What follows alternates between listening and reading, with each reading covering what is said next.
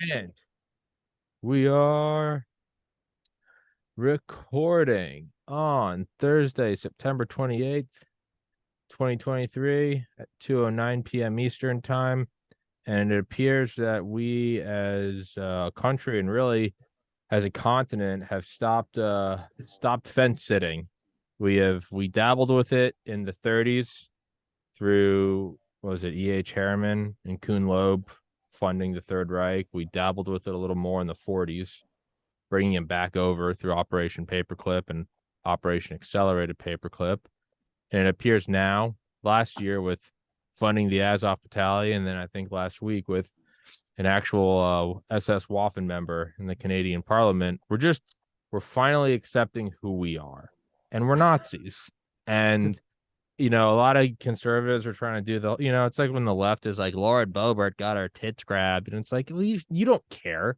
You don't care at all. Like, you men with fake tits dance in front of kids and you call it progressive. But if she does it, you're trying to do this gotcha thing. So I think the inverse is also true, where conservatives need to stop with the whole trying to own the libs. Like, you called every MAGA guy a Nazi for 4 years and now you're leaning it. Just embrace it. We're Nazis. It's the Fourth Reich. We have better technology, and it just is what it is. None of us care about brown people. No one can accurately tell you how many civilians were killed in the war on terror, because deep down, none of us count them as humans. The reason why we care about Ukraine is because they're white and they look like us. So I would just like to say, Biden 2024, Sig Heil. Jim, as our liaison with Tel Aviv, your So thoughts? Tommy, Yeah. what I've noticed here is there's traps in that monologue. In Peace. case you're This is the end of wondering. my podcast. I I'm finished. applaud your desire to embrace the idea of agree and amplify. Yeah. I've been saying this for a long time. You want to highlight the ridiculousness of these people and their complaints against you. And before we went live, Dave was regaling us with some of the struggles that he's had in the classroom so far this year with mind struggles. One person wanting to be perpetually offended by, well, I don't know, Dave Collum. I've just always said, look, the best way to deal with these people is just to agree and amplify. So you call me a racist? I'm like, yeah, well, we hang black people in the backyard every Tuesday and we have a barbecue.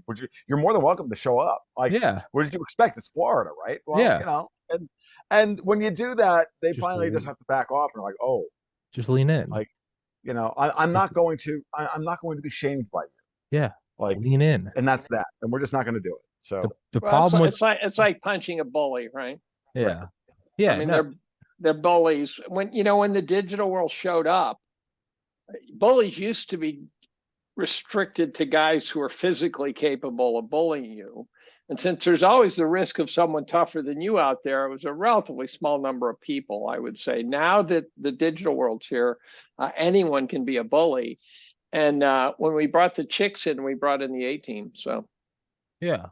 And it's just, at a certain point, it is lean in instead of trying to fight back with "I gotcha" or "told you so" or Trump this or Kamala that or Mar-a-Lago. Just lean in. They get no longer rational thought and gotchas don't work. It just doesn't work. So instead, be like, I am proud that Trudeau shut down the trucker rally because those were fake Nazis. Real Nazis is bring in an old guy who has made a lampshade out of a Jew and give him a standing ovation. And because that is reality. There's nothing to argue with. It's when you try to start to make, it's like art. Try to look at art and explain why this painting or that sculpture is better. You're just going to go off into a wormhole of opinions versus just state what it is. Be like, that's a painting right there. Like, there's nothing to be said. So you just go, no, man, I mean, I agree. I was hesitant on Biden. I thought he stole the election, but I'm just happy that we as a society have normalized that men can get pregnant, women can have dicks, and that we need to send roughly $500 billion to literal Nazis. And I'm just, Trump didn't have the balls to do it. Biden did. And, that's why he is part of the Aryan race. Just lean in. Now, Jim is getting increasingly lean in, and then accuse them of being accused. You accuse us of being, an irredeemable empire and hegemon, global hegemon, and all the rest of it. Yeah, hey, dude, what, you don't like it? As Tim Dillon, what do you like about that? As Tim Dillon said yesterday. All the benefits of it. Tim Dillon said yesterday, when you see a gay friend that finally comes out and they're just so much more themselves, and you're like, dude, why didn't you do this years ago? Like, we love you the same, and you're so much more clearly comfortable in your skin. He goes, why pretend to have a real country? Like, we're just a Nazi dictatorship. Lean in. So I don't know how many people just exited out and unsubscribed through my podcast. I was permanently banned from Twitter yesterday for What'd you do? Yeah, I saw that. What happened? I said trans people aren't people, and I said Putin should nuke our country. You know when people do the whole like one word with the clap emoji, You where took it goes it to like the trans hoop. women You took it to are the women. hoop. Yeah, well, you know when they do that thing where it's just like the weird subliminal mess. Have you seen it where trans women are, and they'll just copy and paste it 10 times? Like men can get pregnant, men can get, as if you just repeat it enough, it'll work. So I just did it with like the clapping emoji, and I said trans people aren't people. And within like 8 hours, it was like you've been permanently suspended from Twitter. And I appealed it and just tried to play stupid. And I go, I don't even tweet. I just blink my podcast. And they go, we reviewed your account and you're permanently suspended. So leaning in works to a degree. I don't know. I maybe this isn't the best sales pitch for leaning in. No. Clearly not, Tommy. No. Yeah. We love you just the same. Listen, although getting kicked off Twitter might be the silver lining of my life, right? I mean, Yeah.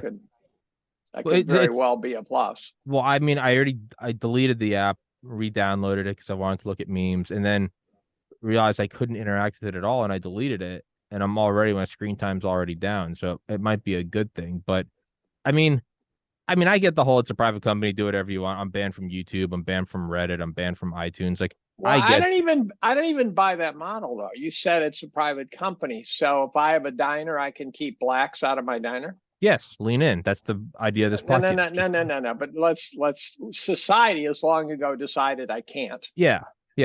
But there is nothing to do. I'm 33 years old. No, I get that. Podcast from a bedroom. No. But what I'm saying is so my logic has been this: since I got banned from YouTube, I get what you're saying. We as a society have decided that that's not legal. I mean, Eisenhower sent the 101st Airborne, but nobody gives a fuck about that anymore.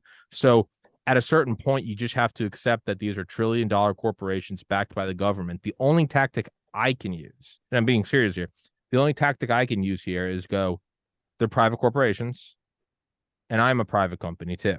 So one day when my podcast, God willing, gets as big as I want it to be, I will fall back on that and say, I'm not going to bend to any crowd. I've had people email me and say, how come you have mostly white men? And I said, because it's my show and I do whatever the fuck. The reality is I don't care. I look at topics. I don't know who the fuck people are when I email them. I have no idea. When someone pops up on Zoom, that's the first time I see their face. I have no idea who people are. But the only thing for me to do is to go, I've been told time and time again that that's a private company. They can do whatever they want. And so all I can do is go, you're right, they are. And so am I. And I am thus allowed to say whatever I want, whenever I want. Now, I'm with you, Dave. We as a society have decided that that wasn't allowed, but clearly not.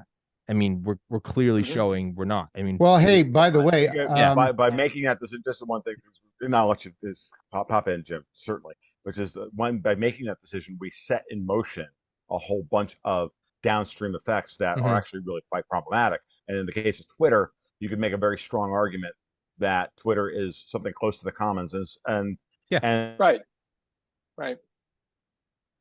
Well, I believe that it's has basically become the commons, or at least a big part of the commons, and disseminate its information. So therefore, without the public backbone, it's a fundamental abridgment of the First Amendment from a legal perspective. Yeah. But that's a different argument for a different day.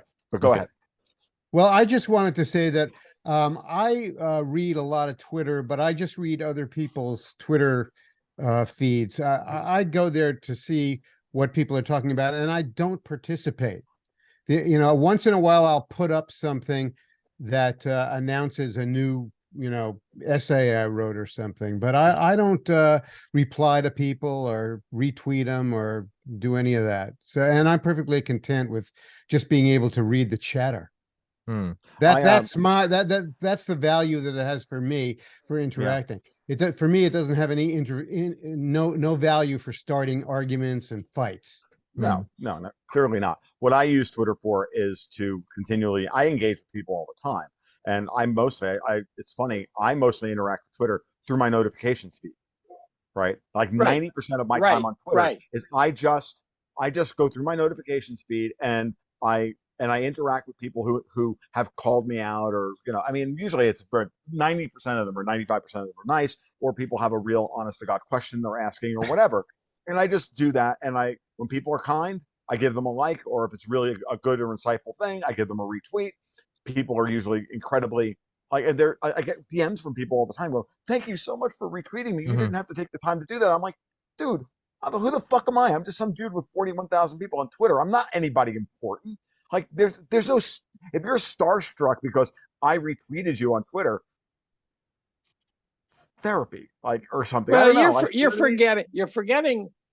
So one time there was a tweet by a woman, I think her name is Jessica Vaughn, who's got about 1 million followers, and she's an ex Miss USA or something. Mhm. And she somehow connected up and responds to my tweets more than you would think. And must have a crush on me. And she made some reference to what a like was. And I said, well, a like is also your way of saying that somebody heard you. Yes. And there's people out there who want to say something, and to have someone with more than 12 followers say, I heard you, is pretty important to those people, because they don't have podcasts. They don't get to do podcasts. And we're pretty luxurious. We have soapboxes. We all can get our point across to enough people where we feel like we have a say. Most people don't. That's why, like Richmond, north of Richmond, for example, that's why it was so meaningful, because I was just writing about it, it turns out, because the guy spoke for them. Right. And when I do podcasts, people often you say, why the fuck do you want Dave on as a podcast? And there's a couple reasons I think are true. One is that I don't tend to lie. I don't tend to filter very well, much to my chagrin at times. But it also, I think there's people who say, I'm so thrilled to hear someone say that, because I've been thinking it and I thought I was nuts. And so there's a lot of people out there who want to be heard, who feel like they can't be heard at all. So interacting with them is a community service at some level. I haven't listened to that song, and I refuse to. Agree completely. Or you don't like? You should listen to the song. I haven't listened to it. No, I get the general idea, and I'm half memeing when I say this, but no part of it just seems original in any. The idea that there's consolidated wealth and power and it's not evenly distributed. I mean, it's an important message, but it's not new. No. But it's a guy who kind of looks like he's from the, the sort of the slice of society that's not being heard. Yeah. And he put it together in a way where people going, you just spoke for me. I mean, it really, there's something AstroTurf special about it too, by the way. So when it first showed up, they said, oh, this is the anthem of the white supremacists. There's a lot of that kind of shit that showed up. So they tried to dismiss the song quickly by saying that if you like the song, you're a white supremacist. And then you started on Twitter seeing montages of people watching the song. So the song's playing and their faces are on the screen and they're responding to it visually and making sort of visual notes and stuff. And what's really interesting is they are mostly black guys. Yeah. Now, I don't think that's grassroots. I think someone AstroTurfed that. I think someone said, we have got to show that Richmond, north of Richmond, is not about white. Yeah, no, something about it. That may be the case, Dave, but I'll tell you, I watched a lot of those reaction videos, and there's one in particular that I on YouTube that I watch all the time, and it's Elizabeth Jarrett, the charismatic voice. I don't know if you've ever watched her. She's phenomenal because she's unbelievably positive and beautiful and just loves music. And I will tell you that her response to that song was moving. What's her name? In a way that it was her name. It's called The Charismatic Voice. She's this gorgeous redhead that does and sings opera, and she does. And she loves metal and she does all of this stuff. She's kind of a classic millennial. Never heard this band before, and do the thing. Never heard this song before, and then does reaction videos. And then she talks about things from a vocal perspective, and how the voice was used and whatnot. She's a great channel, and she deserves every ounce of of success that she's had. But what was interesting about her, and I've watched a lot of her, but what was interesting about her response to that song was that it brought up a lot of her personal experience as an opera singer, where, by the way, they make no money. So just like, they do it for the love of the art. And I have some friends who are in the opera industry, and I can confirm that, by the way. And so you just saw something very natural and very real that came out of that. And I think there's something real about this. And it goes back to your point, Dave, that people do want to be heard, which is, again, why I spend so much time on Twitter just going through my notifications feed. It's the same reason why I have a private discussion server for my patrons. It's where I pop in and I'm there with them all day long. And it's why I respond to people who comment on the posts that I put up on Patreon. It's the community that you're trying to build and curate and give people that sense that they aren't alone in this world. And that's the important part. Why I think that's what I use Twitter for. And I also use Twitter in the most obnoxious way I can get away with, up to the level that I'm allowed to. But I've never been struck on Twitter. And you guys have read my feed, and I'm amazed. And I don't know why. But it's, it is what it is. And I use it that way to continue to foster, some sense of community, while at the same time shutting down, the haters as much as possible. Well, this prompts me to wonder. This prompts me to wonder why now, at this moment, there are so many people who feel unheard and lonely, because, for 500,000 years of human history, however long Homo sapiens has been around, it's been understood that, being a human is a somewhat lonely enterprise. I'd also have to say, apropos of what Dave said before we went on the air about his relations with his colleagues, Kunstler's law of social relations, number 3, the third law, is that you can't overstate people's ability to misunderstand each other. So, right. Not only do you have this tremendous yearning to feel like you're understood, but you're doing that against the general trend in human relations to be misunderstood. And one of the products of that is this tremendous fog of cognitive dissonance that we're living in, where nobody seems to really be able to frame reality in a plausible way.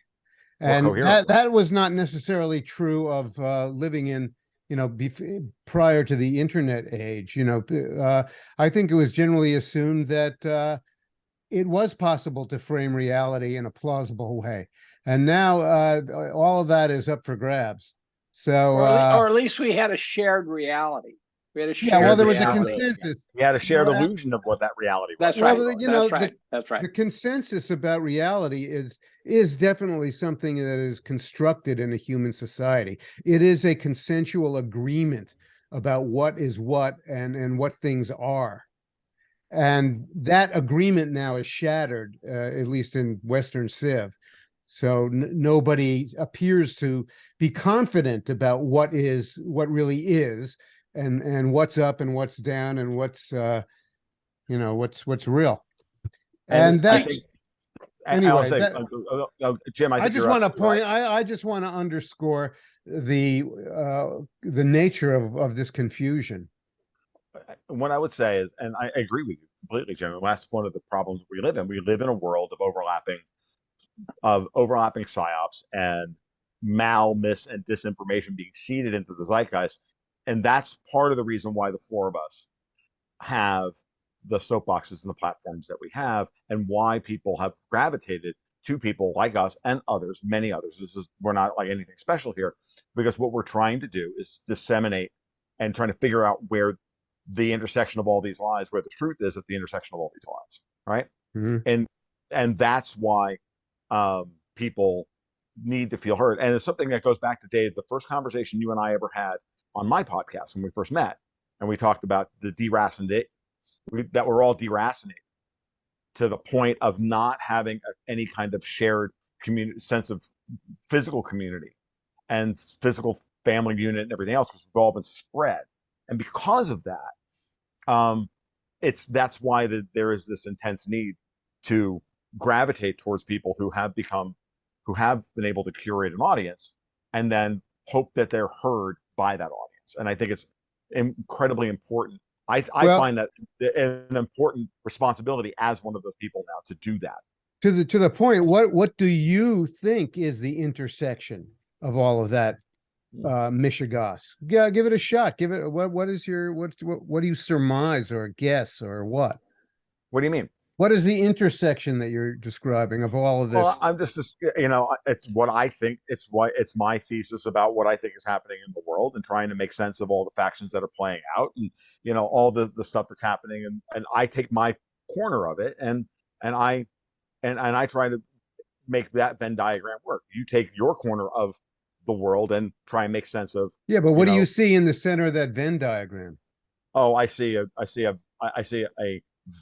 not a vast, but a sad and losing control oligarchy of old powers that are desperately trying to cling to power and control everybody's and control the evolution of human society to their benefit and not ours. Because I see something a little bit different.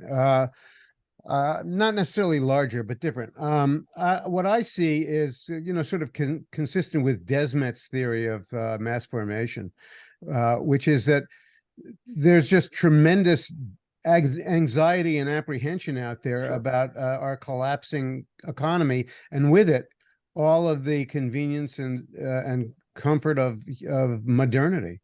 I think people see that slipping away, and they don't seem to be able to articulate it.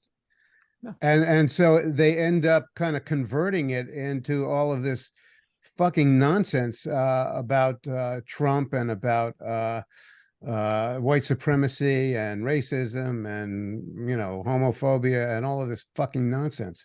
I think that describes one segment of the population. And I think another segment of the population is seeing the same thing and coming to slightly different conclusions about what it is that we're who it is that we're facing and who the enemies are.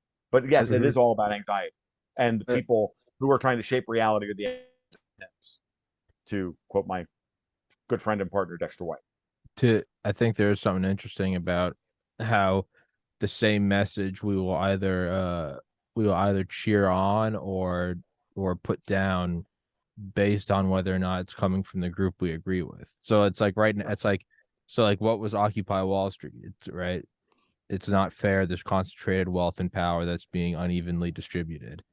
Oh, that's a bunch of fucking liberals who can't get a job. But if Oliver Anthony says it, he's a white boy that looks like he's from Southern Georgia, we all cheer it on. So which one is it? Is it racism because now a white guy that looks like he could be related to me says it, or is it because I agree with it? But the same thing is like, and I think there's a deeper point here.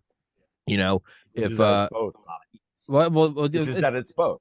It's that, but it's also like it's interesting, like, make no goddamn mistake. If Trump was in office right now, there would be a major part of the population who would say, of the conservative population, who would say we need to support Ukraine. And there'd be a major part that says this is just another endless war. But because Biden's in it, we have a bunch of people who are going like, this is a forever war. But it seems like we are starting to get deeper to the truth. And in some sense, social media and the internet is exposing that, where it's like, it's like whenever you see those videos of people who would like go on a campus and they'd be like, what do you think about, John McCain's tax plan? And they'd read it out and they'd be like, that's fucking dog shit. And they'd be like, well, this is candidate Obama's. And they'd, walk away like embarrassed. Or they'd be like, what do you think about Trump's job plan? And someone would be like, I fucking like that. And they'd be like, well, this is Hillary's. And they'd walk away. But you can find that there is a truth somewhere. There is a true north. And it's just, it's like you have to have I'm not going to do it. And then like your dad sits you down and he's like, listen, the doctor is going to give you the medicine. You got to take it. And you're like, okay, I'll take it. Because you trust your dad and he gives you the medicine or whatever. There is some sort of deep truth that we all know. And then you go, well, how come we're not getting it? How come we all can't agree on Occupy Wall Street or Oliver Anthony? Why can't we agree, that the war on terror is an endless war, but, Ukraine isn't? And it's because none of us, I mean, we really are, in a sense, children. None of us like the puppet that's saying it. Are you gonna tell me what's wrong, Tom? I don't want to tell you. And it's like, we get out the puppet and it's like, do you want to tell me what's wrong? And you're like, well, my brother's picking on me. And you talk to the puppet because you're a fucking retarded kid. At a certain point, there is a deep truth that I think we're all starting to realize. Well, how come we all can't agree with it? How come some of us are divided on whether or not he's a white guy with an orange beard or a black guy? And then back to what Tom said, you start to see it's because there's this dwindling group in the center. And I think it's slowly dawning on all of us that we're not the enemy, that there is a very small group of people who are fucking us. And I think that's what they don't want coming out, is we're all going, none of us want this money. We all agree that cities are fucked and that people can't get jobs and that there's fentanyl coming over the border. No one deep down agrees that it's okay to let 10,000 military-age males come across the southern border every day. No one's deep down okay with the amount of money going to Ukraine or whatever the fuck. And I think we're starting to piece it together as there's more flow of information, as there's more communication, horizontal and vertical through social media. We're all starting to go, wait, well, this isn't right. Something isn't right. And you kind of start to see the puppet masters like increasingly sweating. It's just like, fuck, as they're like stalking the bunkers and loading the ammo. You guys all hate each other. And it's like, wait a second. Like, there is a lot of rich men in DC. What's going on there? And it's slowly dawning on us as they're just trying to get every last like bit of ammunition. Like, well, what's interesting, and this goes back to stuff that Jim talked about in our very first episode that we did together, going back and talking about RFK Jr., right?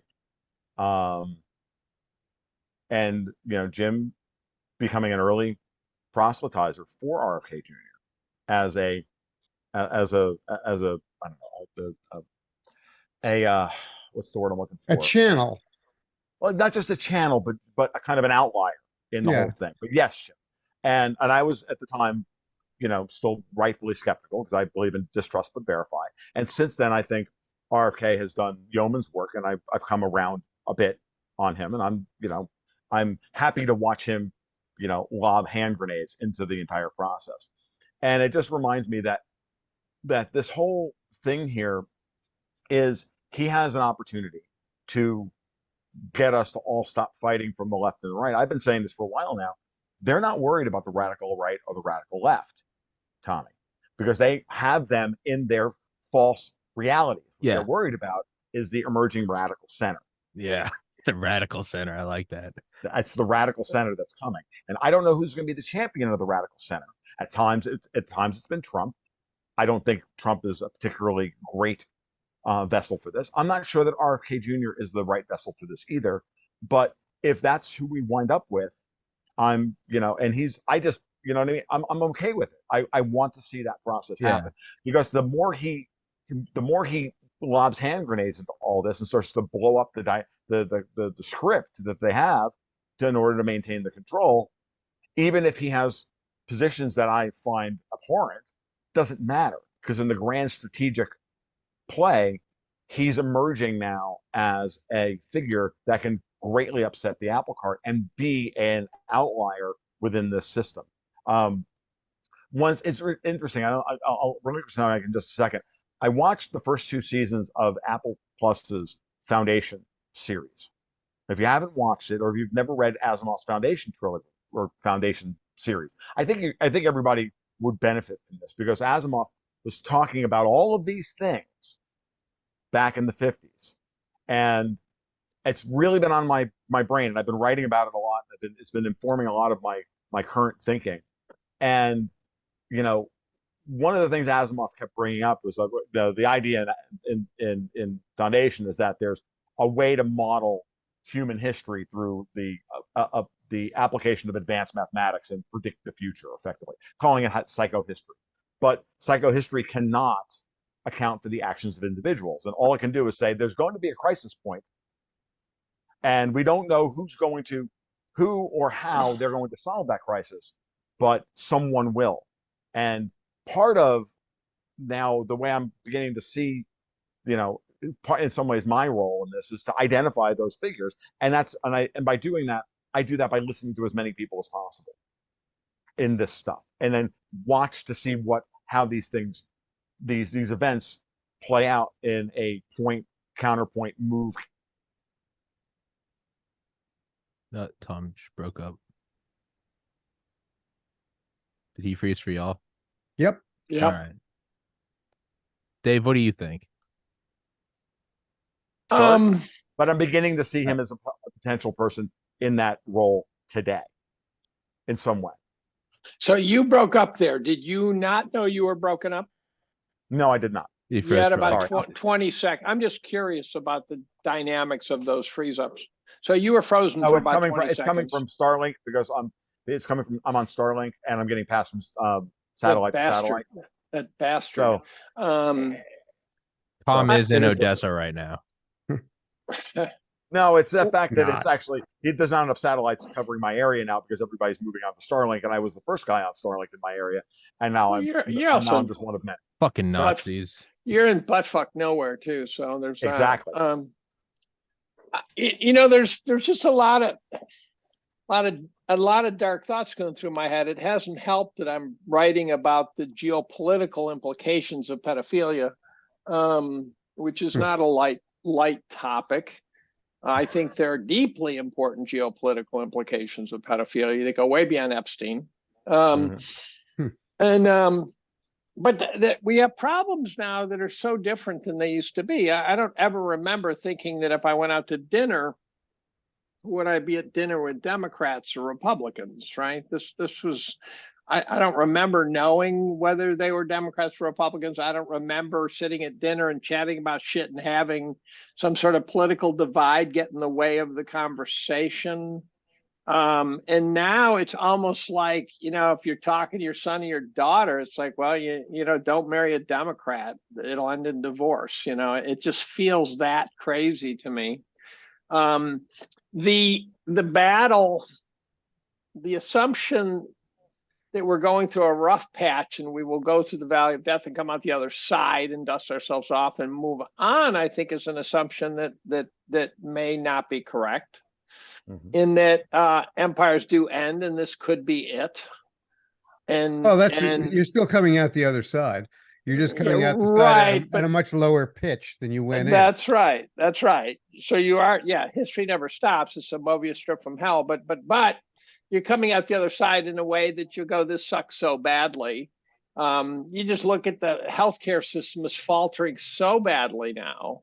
The idea that when you get sick, you go to the doctors and whatever can be done will be done. I've learned very much the hard way that that's not true. So I've got a bladder stone problem.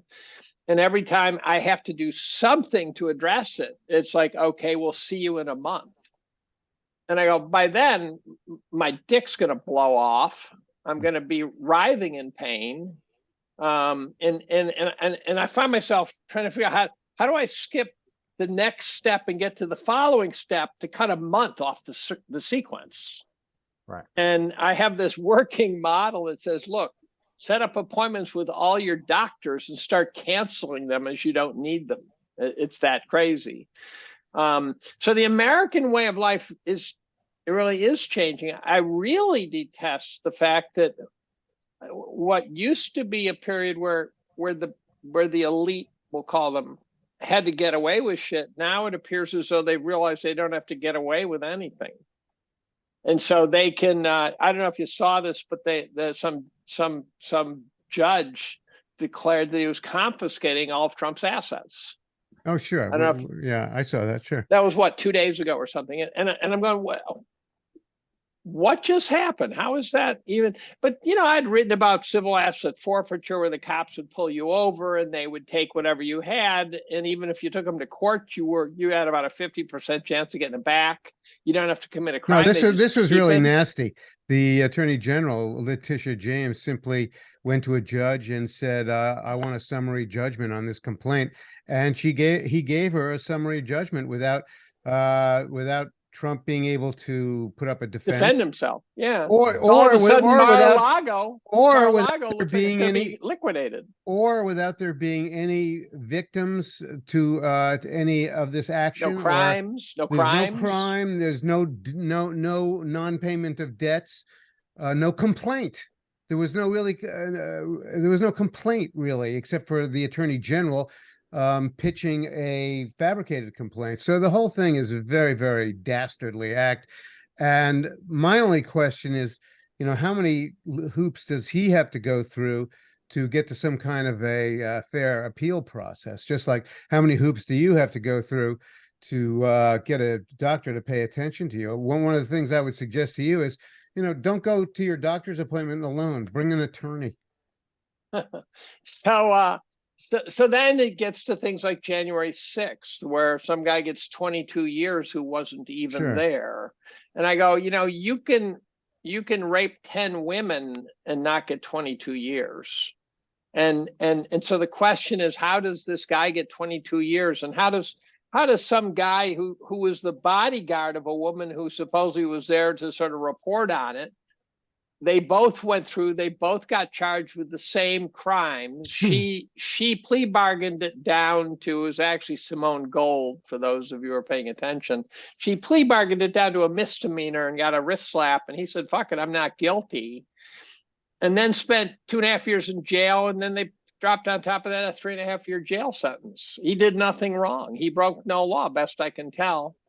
And so the January 6th to me was a complete holocaust for our civil rights. I think so when you have an insurrection, let's for fun call it an insurrection, but you don't bring any weapons, it just got downgraded to, at worst, a mob and more of a protest. Yeah, it was a demonstration that got unruly. It was a demonstration. That's what it was. And by the way, the psychologists have studied mobs, and your brain chemistry changes when you're in a mob. And as a consequence, if I were a lawyer and the world was rational, if I were defending my client, I'd be saying temporary insanity. And the fact of the matter is, I saw things done at January 6th that conceivably would generate jail time of some kind, but it would be, sort of a month in the municipal lockup sort of thing. No cops got killed. No. There, and yet dozens of years of jail time was handed out. And that's clearly a depressing weaponization of the justice system, which seems to be happening in every imaginable direction. So if the FBI shows up at your door, in the olden days, you would have said, hi, what can I do for you? And now you'd be just terrified. They're the Praetorian Guard of the elite. Well, these wokesters have simply captured all the institutions in our country and made it impossible to tell the truth. And that's why they get away with simply repeating these cliches over and over again, as I saw this morning watching the House Oversight Committee have opened their first impeachment inquiry hearing. And over again, the people on the Democratic side just kept on talking about baseless this and baseless that and conspiracy theories and big lies. And these three phrases are such tattered, shop-worn cliches. And they only get away with it because there's nobody in any kind of institutionalized anything that can call them on it.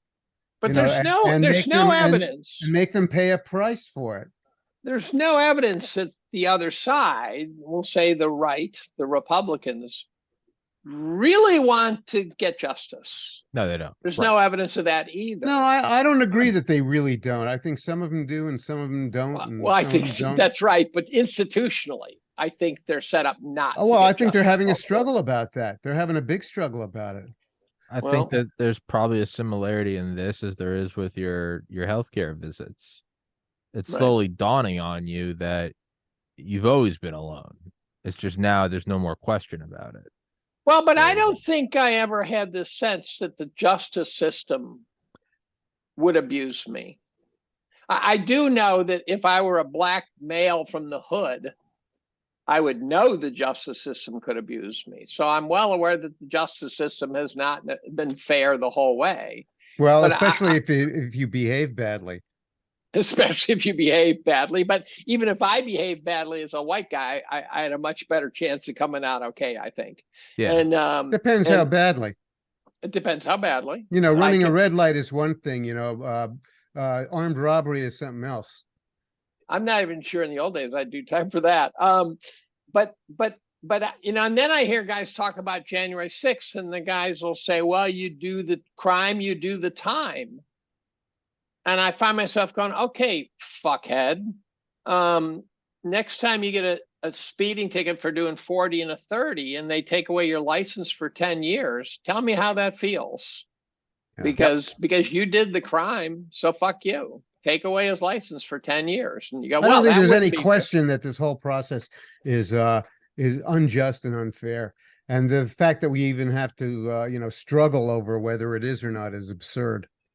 Right. But it's I think it's the weaponization of the DOJ that's of course possibly the most heinous part of this whole. You know, I'm coming around to the feeling that what we've seen is in fact some kind of a coup.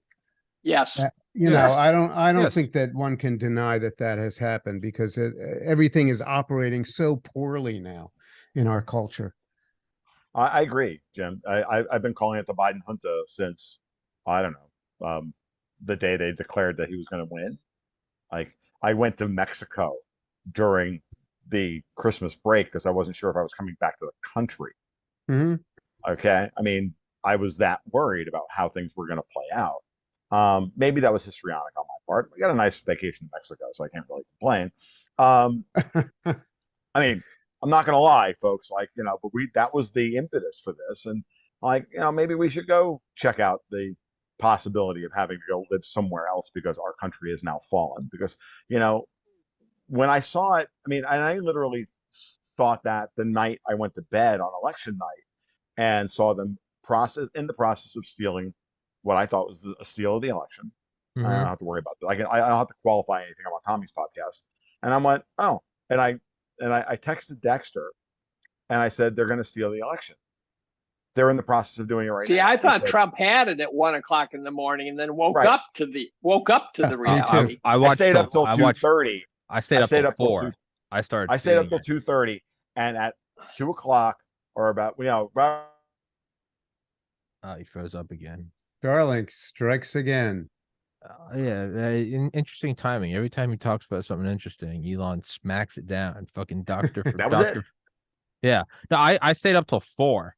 I remember watching it because I remember my mom going to bed and she was like, I don't feel comfortable about it. And I was like, what are you talking about? He just won. And I always say this. I knew Trump won because I watched all of my liberal friends react to Trump win. I saw them all freaking out. He fucking did it again. Like, the fascist won. Right. That's how I knew he won, because but he also had the bias in all the swing states at 1 o'clock in the morning. Well, that too, not just that. I mean, rationally and numerically in an objective reality, he won. That's also an asterisk. But like, Tom, you know, I was going to say, Tommy, is that I sat down and I saw that all the counting had stopped, and I went through and I did the electoral college map, and I went, oh, nope, they're going to steal it. And then I didn't see that. Then they rubbed our noses in. They didn't just have Biden squeak across the line with, say, 275 electoral votes. They made sure they gave us the exact electoral college map that they published in Politico in July, telling us how they would take the election from. Okay, how they would ballot harvest in what states and how it would happen. They explained it all to us. Or it was on Axios, and Axios on HBO, they did a whole sequence on this. And afterward, Time Magazine published it. After that, Time Magazine published a story about how they did it. The secret history of the saved democracy. The question that surrounds this whole matter is, you know, how are we going to put a stop to this? How are we going to get the country back, even if it is a country that's in terrible economic trouble and terrible financial trouble? But how are we going to smack this country upside its head to get its mind right? So Well, no here's one knows a what the trivial fuck is up. here's a trivial case of an insurmountable problem that should be surmountable, and that is the border. Exactly. 98% of the population at this point is, I think, come to realize that you can't just open the borders. You just So can't is it do going to it. require some kind of vigilante justice to people in the Southwest to form groups of people to just stop this invasion? I mean, what'll it finally Well, take? it also might be the invasion is sort of pre-programmed to end itself, the way Omicron showed up to end the pandemic. So they'll get And like then 7 million they'll in get and what they'll they stop set out. They'll get what they set out to get, which we don't know why. The idea they brought them in to get votes strikes me as absurd. You know, Oh no, it's much different. It's much bigger. that's right. I mean, if you want votes, you just go to the local. Stuff, dude. You go to the local cemetery. You can get all the votes you want, right? Yeah. They It's proved pure that. what, So, Tom? What's that? It's pure what? It's pure replacement theory. Yeah. It's pure replacement. They want to. This is what they're doing. And what I can tell you is the following: you stop this dead cold by having a political revolt on Capitol Hill that. Every time you mention something touchy, it just ices them. Political revolt, done. Replacement theory, done. It's just AI. Tom has been watching the bond markets. We're going to have to reel back because Starlink lost you for another 20 seconds. They keep no every problem. time you say something I can do this sensitive. real quick. Every time you say something simple. sensitive. It's really simple. It's all about the bond markets, the Fed, and capital flow. You force political reality onto the old guard by forcing them to deal with the real political fallout of a fiscal crisis. And you can watch it happening in real time. Janet Yellen on Friday last week announced she's going to do yield curve control. This is convoluted and all the rest of it, but it is the real deal, folks. They are desperately trying to run out the clock on Powell and replace and win the 2024 election and move us into perpetual war over Ukraine, and then replace Powell with a doctrinaire commie, because they've already set the Federal Reserve Board, the FOMC board, up to do this. All they got to do is get rid of Powell. The thing is, I don't think Wall Street wants anything that's being sold. And that's why we're seeing the slow but sure turn on Capitol Hill against the Bob Menendezes, against the Adam Schiffs, against Biden. All of these people, like Menendez is important, folks, right? Schiff is important. They are gatekeepers that slow the entire process down. And those guys are the ones who have been walking. Well, Menendez less than Schiff been walking around like cock of the walk, saying, "I dare you to do anything to me." Well, guess what, folks? They're doing something to him. But I got to ask you two questions. Sure. Are you saying that? You've maintained in the past that Powell is a good guy? And who are the guys? And who are the guys on Wall Street? Who are the guys on Wall Street who are prompting this, and what are their motives? Okay, well, look, the motivations are really simple, and I don't say that Powell is a good guy. What I say is Powell represents the people who represent the Fed, which is Wall Street. Wall Street does not care who they invest in. They just want to make money. They may or may not be patriots. I happen to believe that Jamie Dimon is a patriot in his own way. He's made it abundantly clear. They are more than happy to reset the flow of capital from out of the United States back inward. But the process has to be that you have to then collapse the offshore dollar system, which was set up by a compliant Fed post Bretton Woods to create the situation that we have today. Powell, through Federal Reserve policy, is reversing that, and this is why we're seeing the markets where they are literally today. It would take me for like fucking 40 minutes to go through all this stuff, folks. But wait a minute, I've done it, and I've done it in other podcasts. But we're reaching that crisis point. You can see it in the way the bond markets are reacting. You can see it the way the euro is collapsing, the way the European bond markets are responding. Yellen announcing yield curve control is to help buy time for Lagarde, which she doesn't have. Like, I think we're at a moment where we have an incipient sovereign bond crisis ready to explode in Q4 and Q1 of next year, which was designed from the ground up. And the United States is beginning to be the beneficiary of capital inflow. What are they doing on Capitol Hill? They're trying to accelerate the clown world, the perception of clown world on Capitol Hill, in order to keep capital frozen overseas so that it doesn't flee. But if it does flee, well, Katie bar the door, you're going to see the same thing that we saw in the early 1920s when it was the sovereign bond crisis in Europe created the roaring 20s in the United States. Fuck Milton Friedman, he was wrong. Fuck Milton Friedman, he was wrong. And the monetarists were all wrong, and Bernanke was wrong. Friedman was completely wrong about this. Martin Armstrong has made this abundantly clear. It was capital inflow into the United States that saw the roaring 20s, that created the stock market. The Fed enabled some of it.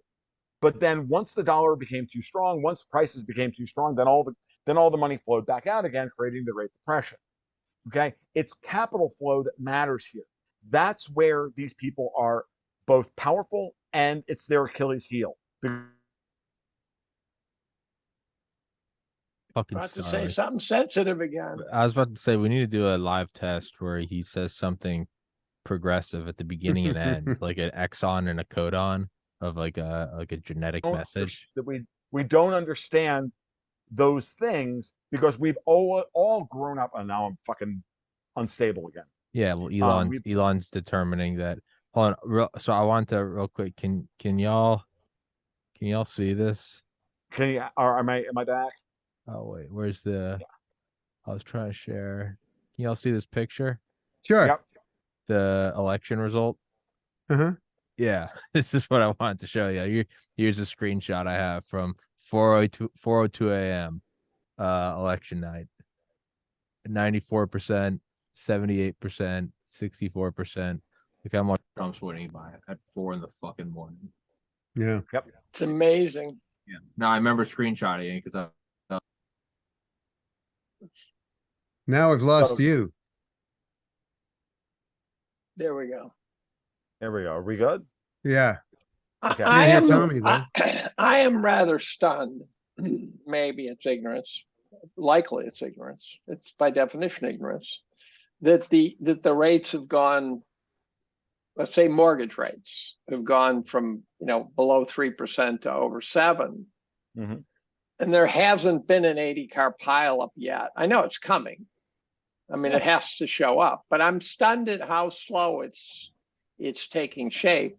I had a colleague come in the other day, and he had a money managed account, and he was shitting his pants quite a bit because it showed his bond portfolio mark to market. Mm-hmm. And I was trying to explain to him why these bonds were all losing value. And I said, when they were purchased, if your money manager intended to hang on to those bonds till they were reached the end of their life expectancy, then you're going to get exactly the amount of money they bargained for when they bought them. But if they had to sell them today, that's how much you would lose. So I was trying to explain this to him, and he said, well, I could do better myself now. And I said, yeah, but back when they bought them, everyone thought the bond market couldn't possibly go the direction it went. So what you're seeing is that most of the world misjudged the bond market. You listen to someone like Bill Fleckenstein, he talks all the time about the bond market, about the Fed losing control of the bond market. And boy, that kind of looks a little prophetic right about now. It really feels like the bond market. It's so absurd because, where else could the bond market go? With it was at the rates bottom. At zero after a 40-year bond market, bull market. I mean, where else would they go? I'm giving even better, guys.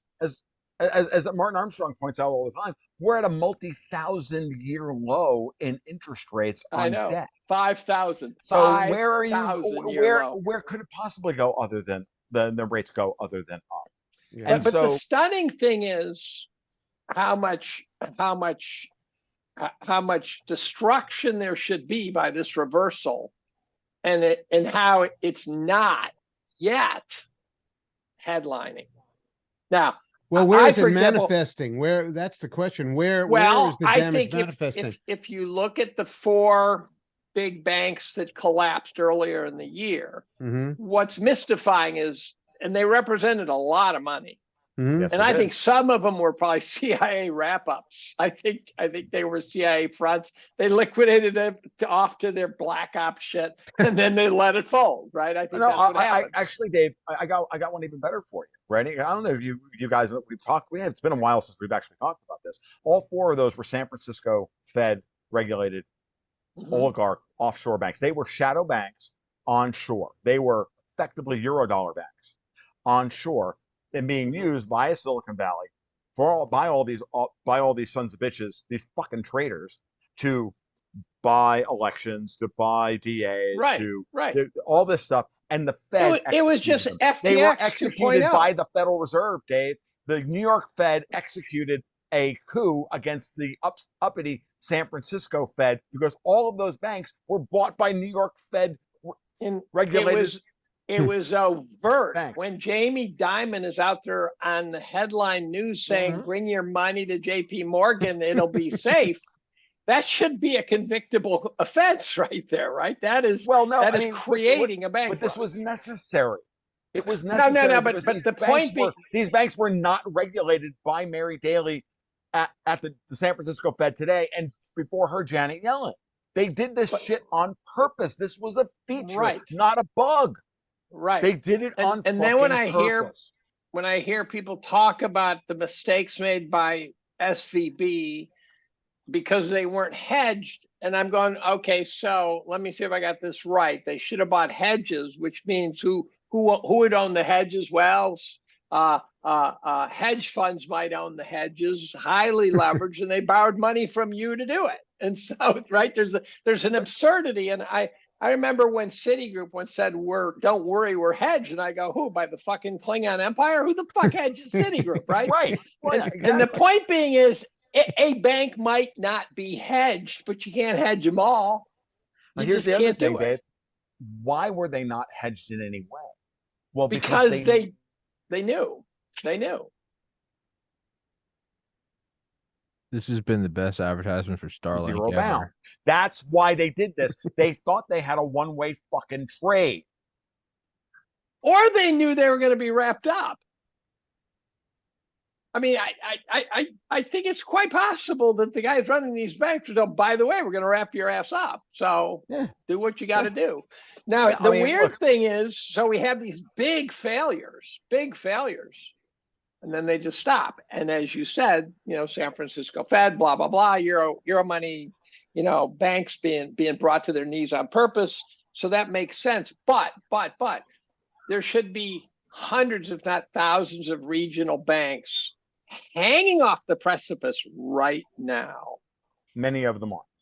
And the question is, I got a letter. When are they going to? I'm going to hold it up right here. I'm going to hold it up right here. I got a letter from my credit union the other day saying we've changed the terms of your home equity line of credit that we can. Well, so they shrunk my credit card limit and I pay it off every month. Now, here's the other thing that happened to me, by the way. I got an email from Cornell that said, by the way, your life insurance, and after intense negotiations with New York Life, is going to change. Mm-hmm. And to make a long story short, I think they're going to change the rules such that I was paying.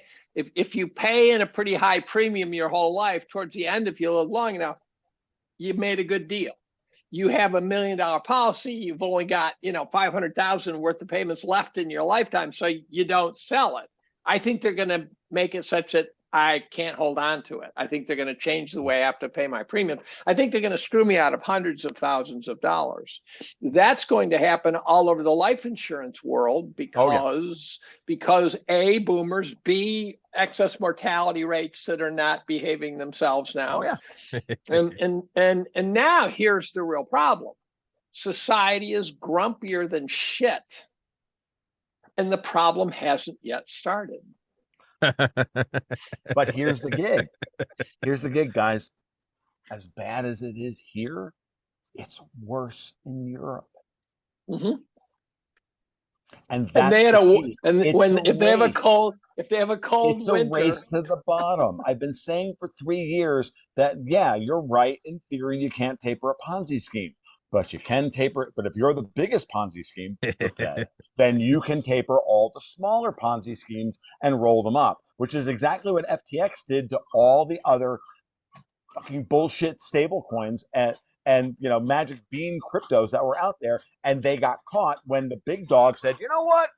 Fuck you. We're in charge. We're the Fed. You're not. Fuck you. Done. And we wiped you out. They executed FTX on election night, folks. Well, They fucking executed FTX on election night to send a goddamned message. You think that you own us? Fuck you, Davos. Here you go. And then the Chinese turn around right after that when Evergrande starts blowing up. And what's the first thing the Chinese do? Everybody who is a foreign investor in Evergrande, get to the back of the fucking bus. Right. You're not going to see a dollar. And George Soros 4 days later calls Xi the devil. Because wait a minute, Soros Tom, and the rest of them that all got their friggin' billions of dollars, they put that money into fucking China, thinking they were going to be able to be the tail that wags the dog and control Chinese policy. That's why they built China. And then the Chinese went, you know what? That's why. Oh God, dude, it's all over it. Tom. Everywhere. How exactly did what were the mechanics of the Fed executing FTX? Because as I remember it, FTX got into trouble with massive withdrawals from I think from hedge funds. Sure. And then they couldn't. But they had also grossly mismanaged their own assets. Exactly. Well, it was a DNC money laundering. So when you're leveraged to the tits, Jim, a 5% move against you wipes you out. Okay, and so all you have to do at that point is just pull 5% of the money out. So you don't think that people who work, you think there are only bad guys out there? You don't think there are other guys out there looking at the situation going, hey, if we buy a bunch of this stuff and then we pull out and we let them lever up, then we can just crush them. Well, what I'm wondering though is aren't as important as understanding who has the motive and the incentive and the opportunity. But wasn't Sam Bankman-Fried such a doofus that he was going to fuck up his own company anyway? Well, sure, but he was put in charge of that thing because look, you put somebody like him or Elizabeth Holmes in charge of Theranos or whatever because they're the front of it. And everything works as long as everything stays at the zero bound. Yeah. And everything stays at the zero bound, and everybody believes the bullshit and everything else. And then the minute somebody goes, you know what? No, it's like Lagarde and the ECB were a challenge to the Fed, and then 5 basis points on the RRP facility later, and all of a sudden the whole fucking European Union, everything about the European Union and the European bond markets are like undone in no time flat because you drained $2 trillion worth of base money from the global dollar markets, and all of a sudden everybody's caught swimming naked and the tide just went out. And that's all you have to do to these folks. So it was a margin call like everything else. You change the margin requirements like the COMEX does on gold. No, but FTX was worse than that because FTX brought in FTX brought in a ton of money from taxpayers that was laundered through FTX through Ukraine back to the DNC. But FTX spent all their money that they got. So they were miscegenating funds from different departments. Oh, absolutely. So FTX was designed to not hang on to assets. They were designed to liquidate them into various preferred directions. Now, I happen to be reading about it again this morning, and I just noticed that they're planning on opening it back up in 2024, and I'm going, this is surreal. But then Sam Bankrupt Fraud is also shedding what are they called? Not indictments, whatever. The indictments faster than Hunter Biden. And he's clearing him off the docket. By the time he's done, he's going to get caught, running a red light. Felony jaywalking, right? And but that's because we don't have especially the bank. especially the bank fraud charges, because that's what connects them up with the DNC and things now the like question that. I have for this, and this is something I don't know off the top of my head, does anybody know what federal court district he's being indicted in? I don't Yeah. believe it's. I don't believe It's it's not the southern District of New tier York. of New York. No. I don't think it's the SDNY. I don't think it's the Southern District of New York. And how Okay, much and of if this it mischief is- actually happened in the Bahamas? A Right. lot. A Right. lot. And so, look, the Southern District of New York exists to whitewash Wall Street. So just think in those terms. Like, at the end of the day, we're in a period of intense You mean they're not going to negotiations. arrest Corzine? Is that what you're saying?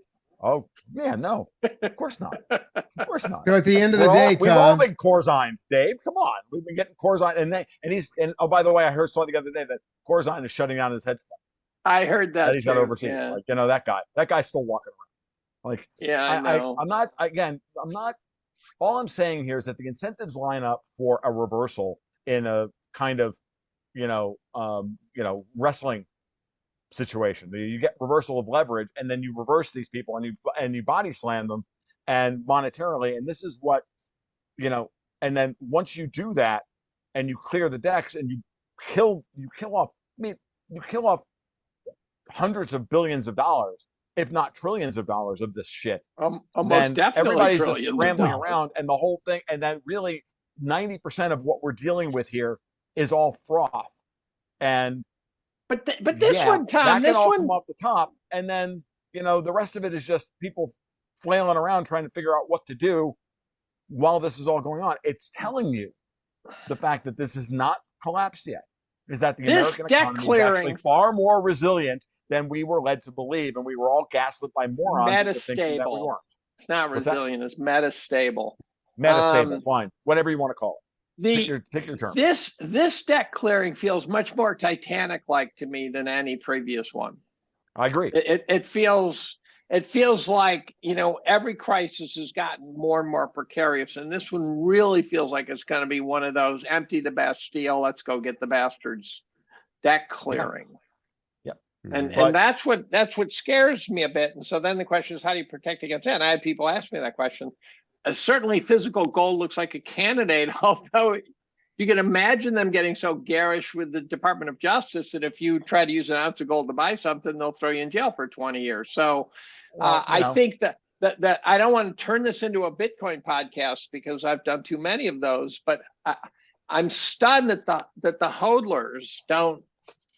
I think smart ones do, but many don't. They think somehow they're untouchable, and I'm going, "Oh my God, you guys are about as they look like the guys trying to conspire to kidnap Gretchen Whitmer, right? Right. They're innocent guys surrounded by feds. I have what do you call it? I have invoked the ire of the Bitcoin maxis in a way that is that is quite delicious, actually. But I've actually been able to get a number of prominent ones to see my side of it and say, look, it's not that Bitcoin doesn't fix these things. It just doesn't fix these things now. What fixes these things now is you have to play within the system that exists. And the system that exists is controlled, got news for you, by the Fed and Wall Street, right, if they want to play the game a certain way. We're all used to them playing the game against us, and now we're not used to the idea of they're playing the game against another group of ugly oligarchs for their own purposes. I'm not saying these people are good. I'm saying they're 25 to 30% better than the ones we're trying to fight. Like, we have our choice between Jamie Dimon being willing to, invest in oil companies and coal and everything else here in the United States, and then, having to deal with whatever ugly shit he's going to do there. Or we can have Minority Report with more Germans, and we can be ruled by Kosman Kami Schnitzel. This is and we roll everything up to the UN, the WHO, and all the rest of it. These are our choices. It's a big shit sandwich. We all have to take a bite, but we can take a smaller bite depending on what's going. We can take a smaller bite if we so choose, and then we can deal with the villain, the next villain in line. It's not a matter of good guys or bad guys. What's that? It's a huge shit sandwich when it really does look like they're trying to create a famine, a global famine. Absolutely. That's not your average 2000 shit sandwich or their 2007, 2008 shit sandwich. This is the kind of shit where they'll be in the textbooks if they still exist. This is the big one. I do not want to be walking through the streets of Ithaca stepping over corpses of starving people. You won't. You'll be dead too. Well, that's the good news. And I think that's how I look. That's how I look at it. I think the bigger question is going to be whether you're. I know how to OD. I'm a chemist. Yeah. I think the better question is whether you're going to be stepping over corpses on the streets of Berlin. I don't think it's that predictable. Okay, and I think you'll be stepping over the corpses in Ithaca 5 years after Berlin. I think we'll do what America has always done. We'll make sure the corpses are not within eyesight. And if we don't see it, it's not real. View. That's the optimist view. But the other view is that we are seeing end of empire. Mm-hmm. And this idea that we're going to go through the valley of death and come out the other side and have it look just like it did when we entered the valley of death. That's the model that I don't accept. No. I don't accept that either. No, human civilization is going to walk through and we're going to come out. There will be an empire. Might be not that one. It might be more red. But being at the end of empire, colonial empires all fighting over who's going to be in charge of the garbage pile that they've created. You've got multiple empires. You've got the U.S. Empire. You've got the British vestiges of the British Empire, and you've got the nascent European Empire, colonial empires. They're all fighting amongst themselves at this point, folks, for who gets to control the garbage pile, because they thought they were going to be able to go and run to China. And the Chinese went, you know what? No. I'm dead serious. That's why they never opened their capital account, folks. So let's focus on the globalists who comically is Klaus Schwab, but it's not Klaus Schwab, right? He's just a douchebag. He's just But why, for example, are the globalists not moving us towards nuclear power?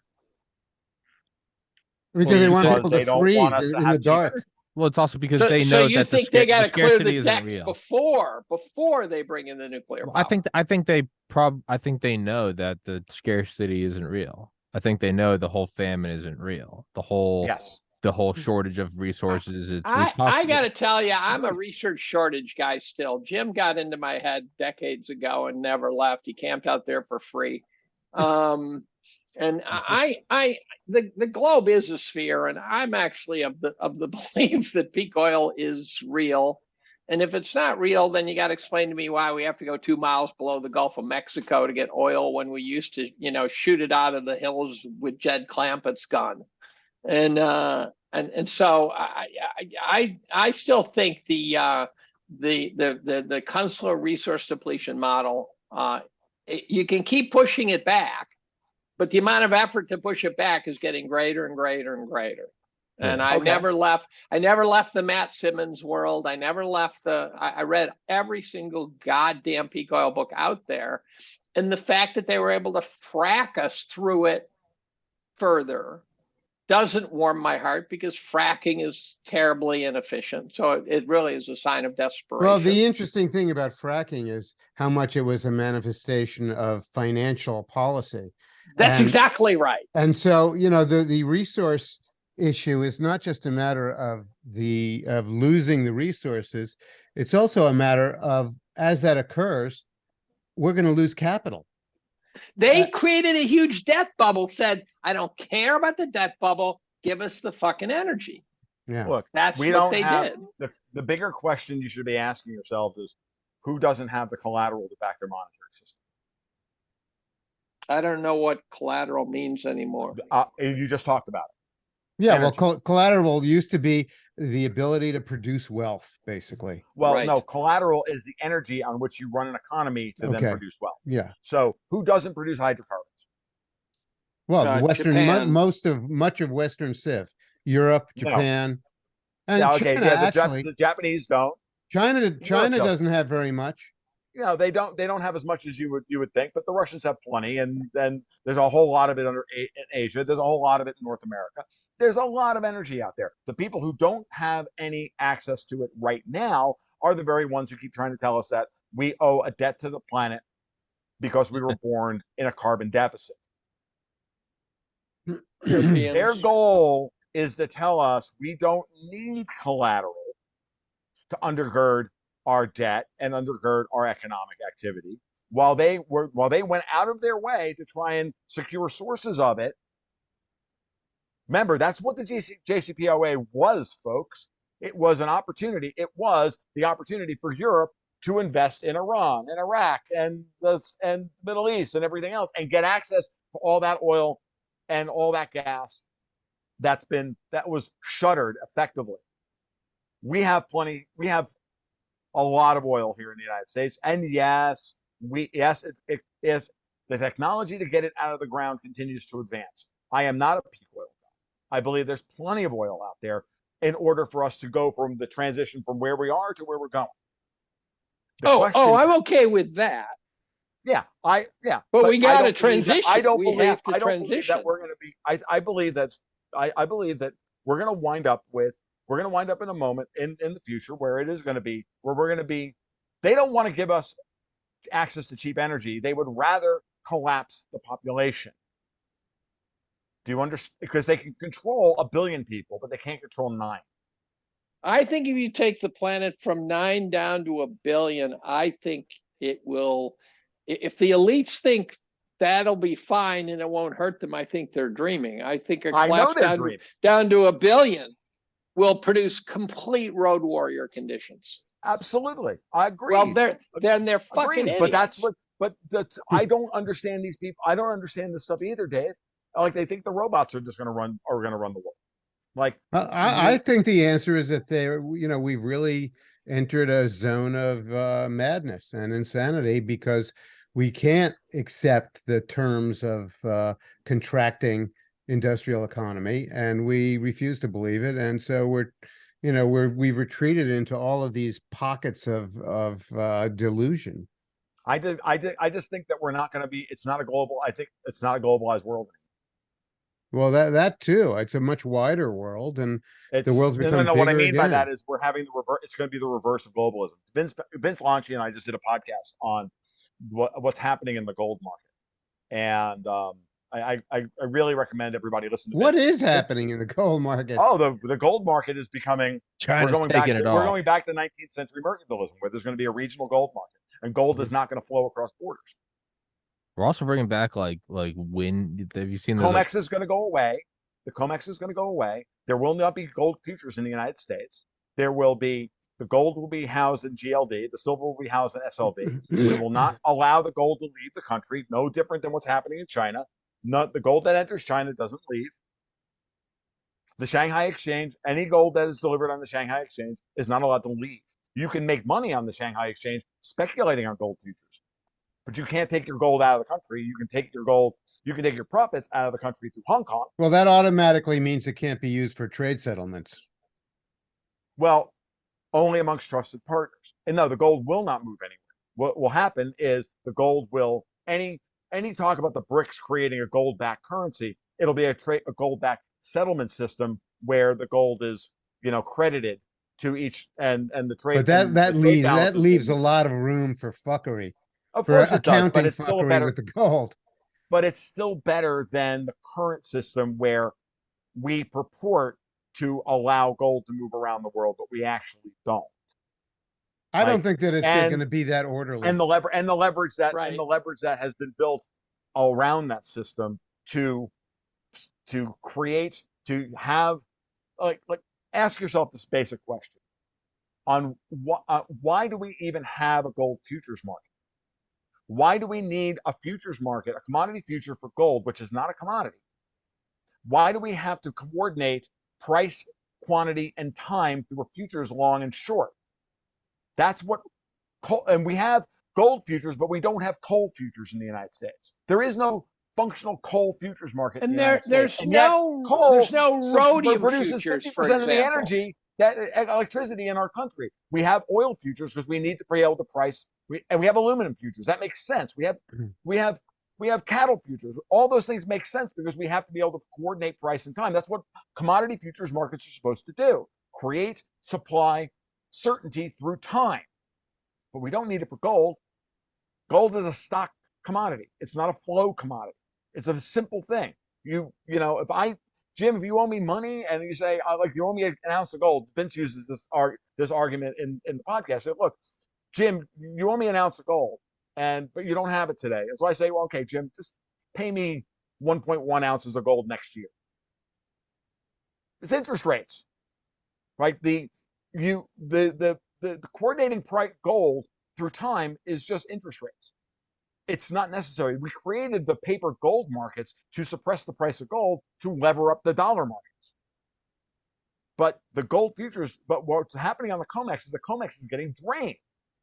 It's getting drained quickly. And as a matter of fact, it's getting drained, I think, and Vince and I both are in agreement on this, as being drained on purpose. And the COMEX reserves are being moved into GLD, where no non-trusted partner of the United States government can stand for delivery.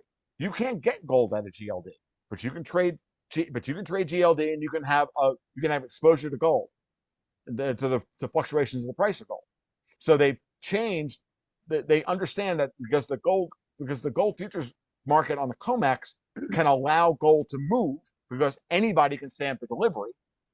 So you believe we need to move that GLD, system. you believe that GLD has gold backing to it? Because I've never quite trusted it. It always seemed like it'll be here, it'll be there, it'll be somewhere. Trust us. That's what I read the prospectus when it came out, and I didn't trust it. The idea is that the gold is there. It's either treasury gold or whatever. It's gold, right? It's there. It's somewhere. It's either in the COMEX or it's not in the COMEX. The question now is anybody ever going to be able to take delivery of it and move it from one place to the other?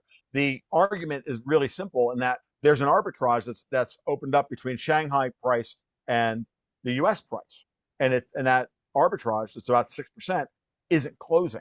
No one, the ability to arb gold and close the arbitrage between various regional prices of gold around the world aren't closing. That's your evidence that the market is regionalizing.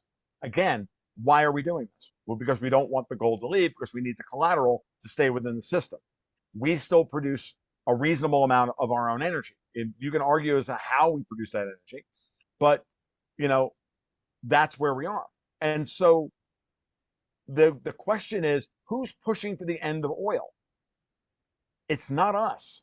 It's not Russia, clearly. It's not the Chinese, clearly. It's not the US, nominally. It's Europe.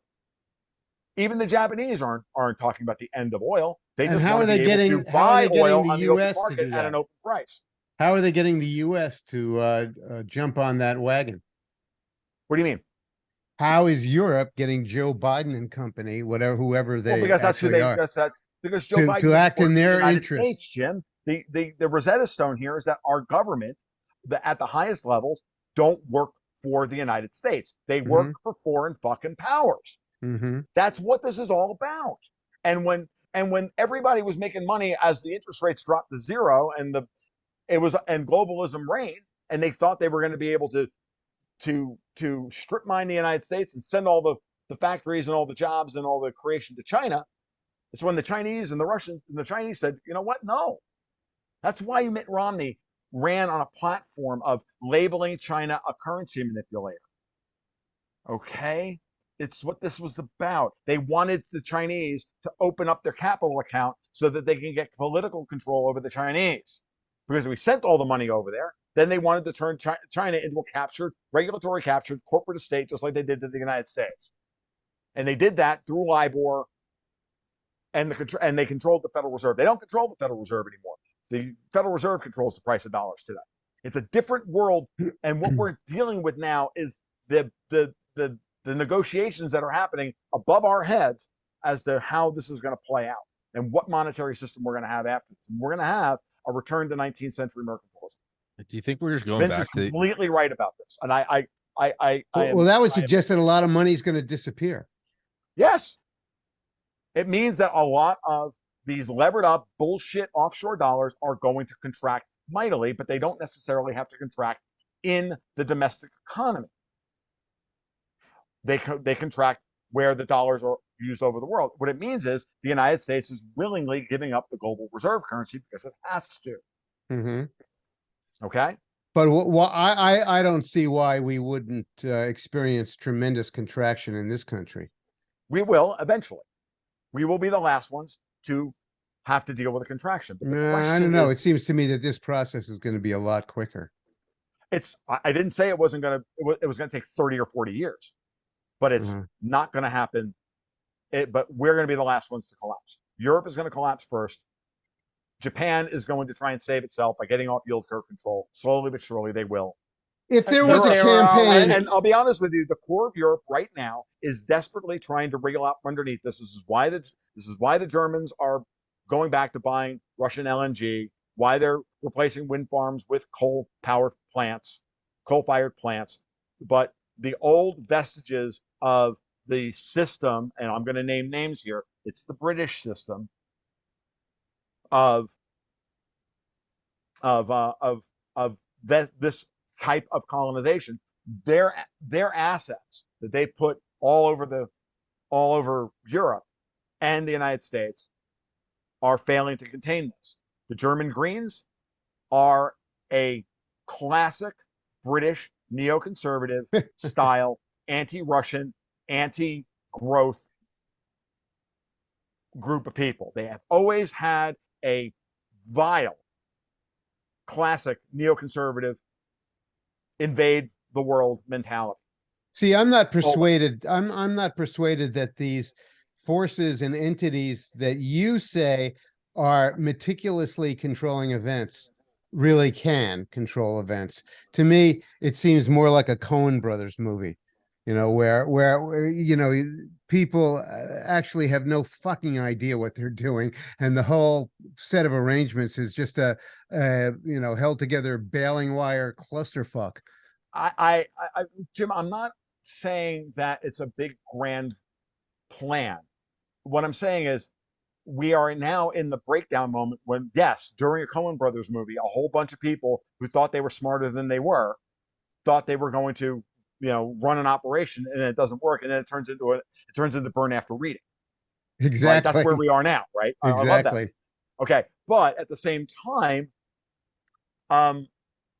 there are people looking at their opportunities, and they have capital and they have power, and they're going, okay, so what assets do we have, and what are our incentives? And they're all making moves. Whether or not those moves are going to work is a different story. But what I see so far is, because of the very simple thing that if you raise the cost of dollars off the zero bound and you keep them there at normalized rates, the rest of the world and the way the capital has been structured around the world is all based on a declining cost of US dollars being sent out overseas. If you reverse that process, chaos ensues. For the people who have control over the cost of those dollars and are the architects of that policy, if they're doing it for the purpose of saving themselves, well, they have leverage over everybody else, and everybody else is running around like chickens with their heads cut off, trying to figure out how they can not die and how they can not drown. Well, and a lot of people, and that's the chaos you're seeing. I'm talking about something that I'm not disagreeing that there's not chaos being engendered. It's everywhere. And the breakdown of the old system, where they all agreed that the system was great, when the curtain is revealed and we see the wizard, we're like, that's the guy who's running everything. Oh no, that's not happening. I honestly believe that SOFR is the real Declaration of Independence of the United States, and we've been fighting a 250-year war of independence against the British. I have come to that conclusion. I just like the idea of, without City of London being able to set the price of dollars through LIBOR, they no longer have control over Wall Street. And Wall Street's saying, you know what? Yeah, you don't. I just like the idea of we're going back to like the 1800s. Just in general. Have you seen those new shipping containers, and they're thinking about putting giant sails on them? We're going back to ships of the line. Wealth is no longer allowed to leave your nation. True 1800s. We're probably going to go back to a civil war. Yeah, Tommy, what if 1880 isn't the final stop? Dude, what I think what if it's more like 1400? We're gonna eat bugs. No, we're going back necessarily. to. We're just going to be walking around with little leather helmets on, grubbing around in the soil. No, I like the the way I- 18. We're going finally getting steampunk. We're gonna take what is Yeah, well, like that would be exist- nice, but I'm not sure that we're stopping there. No. I didn't say we would. I'm very concerned about what happens in my lifetime. I don't care about what happens after or who it happens to. I'm Uh-huh. just gonna be very honest about that.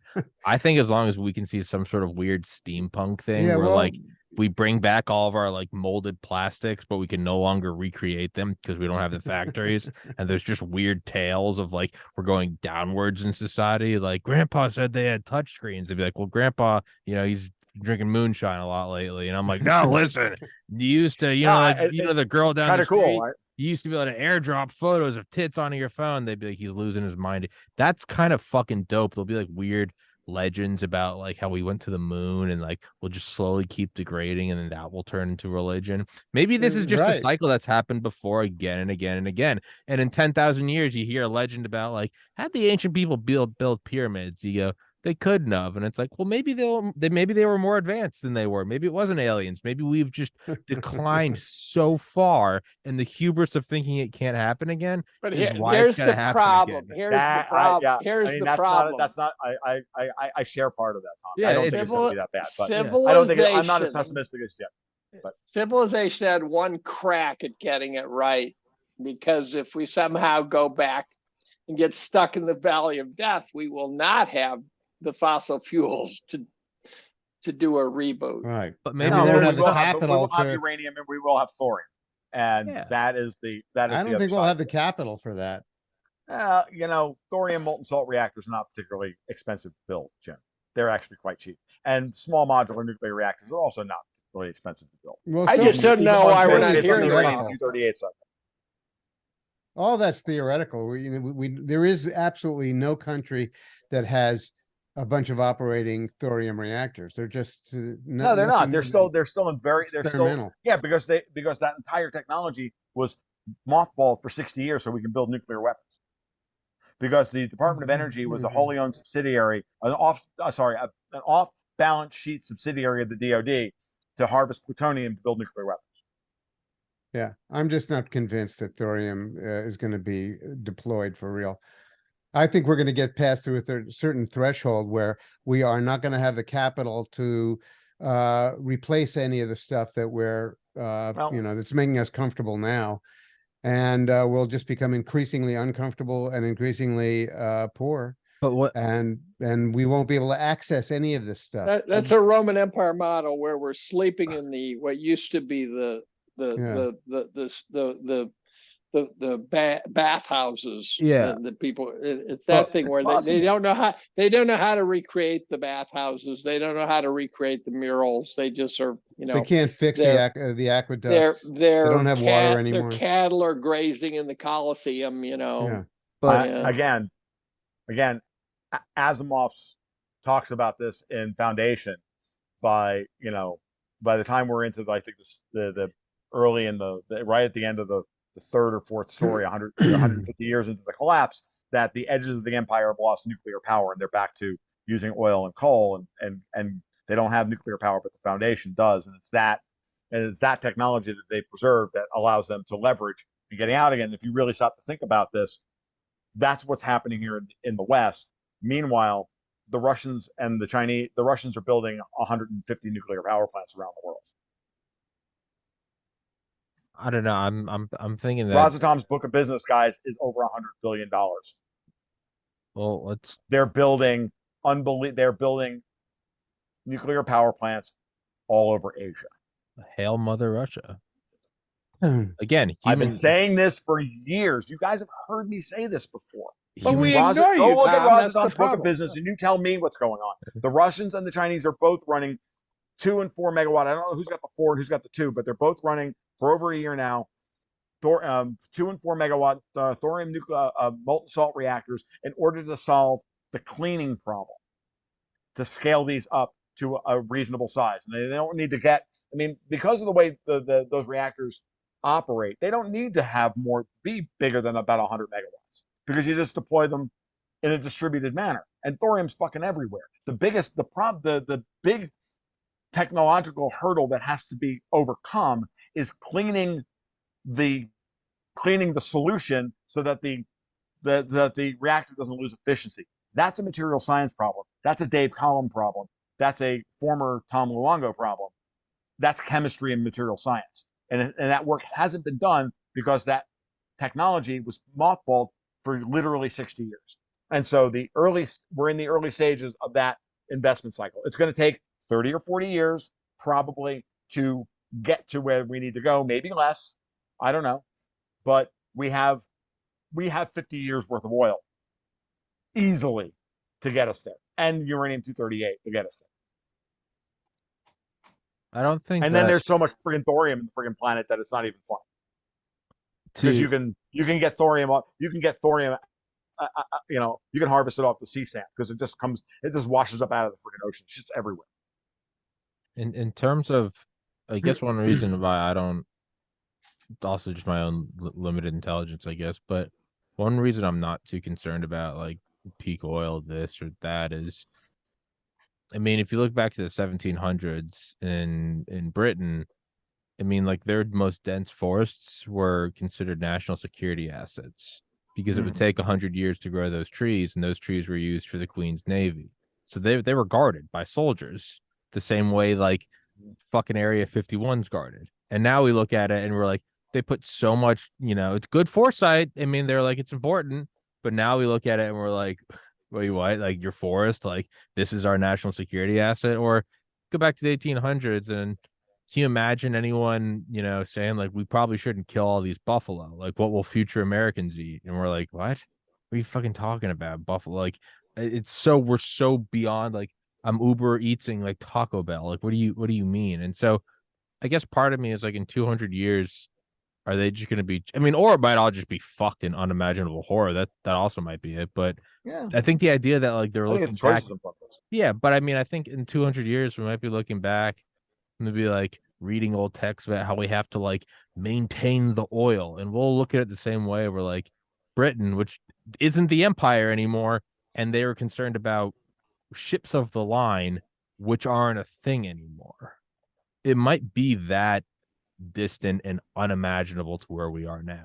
This is kind of a Michael Crichton model, where he says, if you look back 30 years and you look at the headlines, we're shitting pickles over all sorts of stuff that you can't even remember what the hell they were talking about.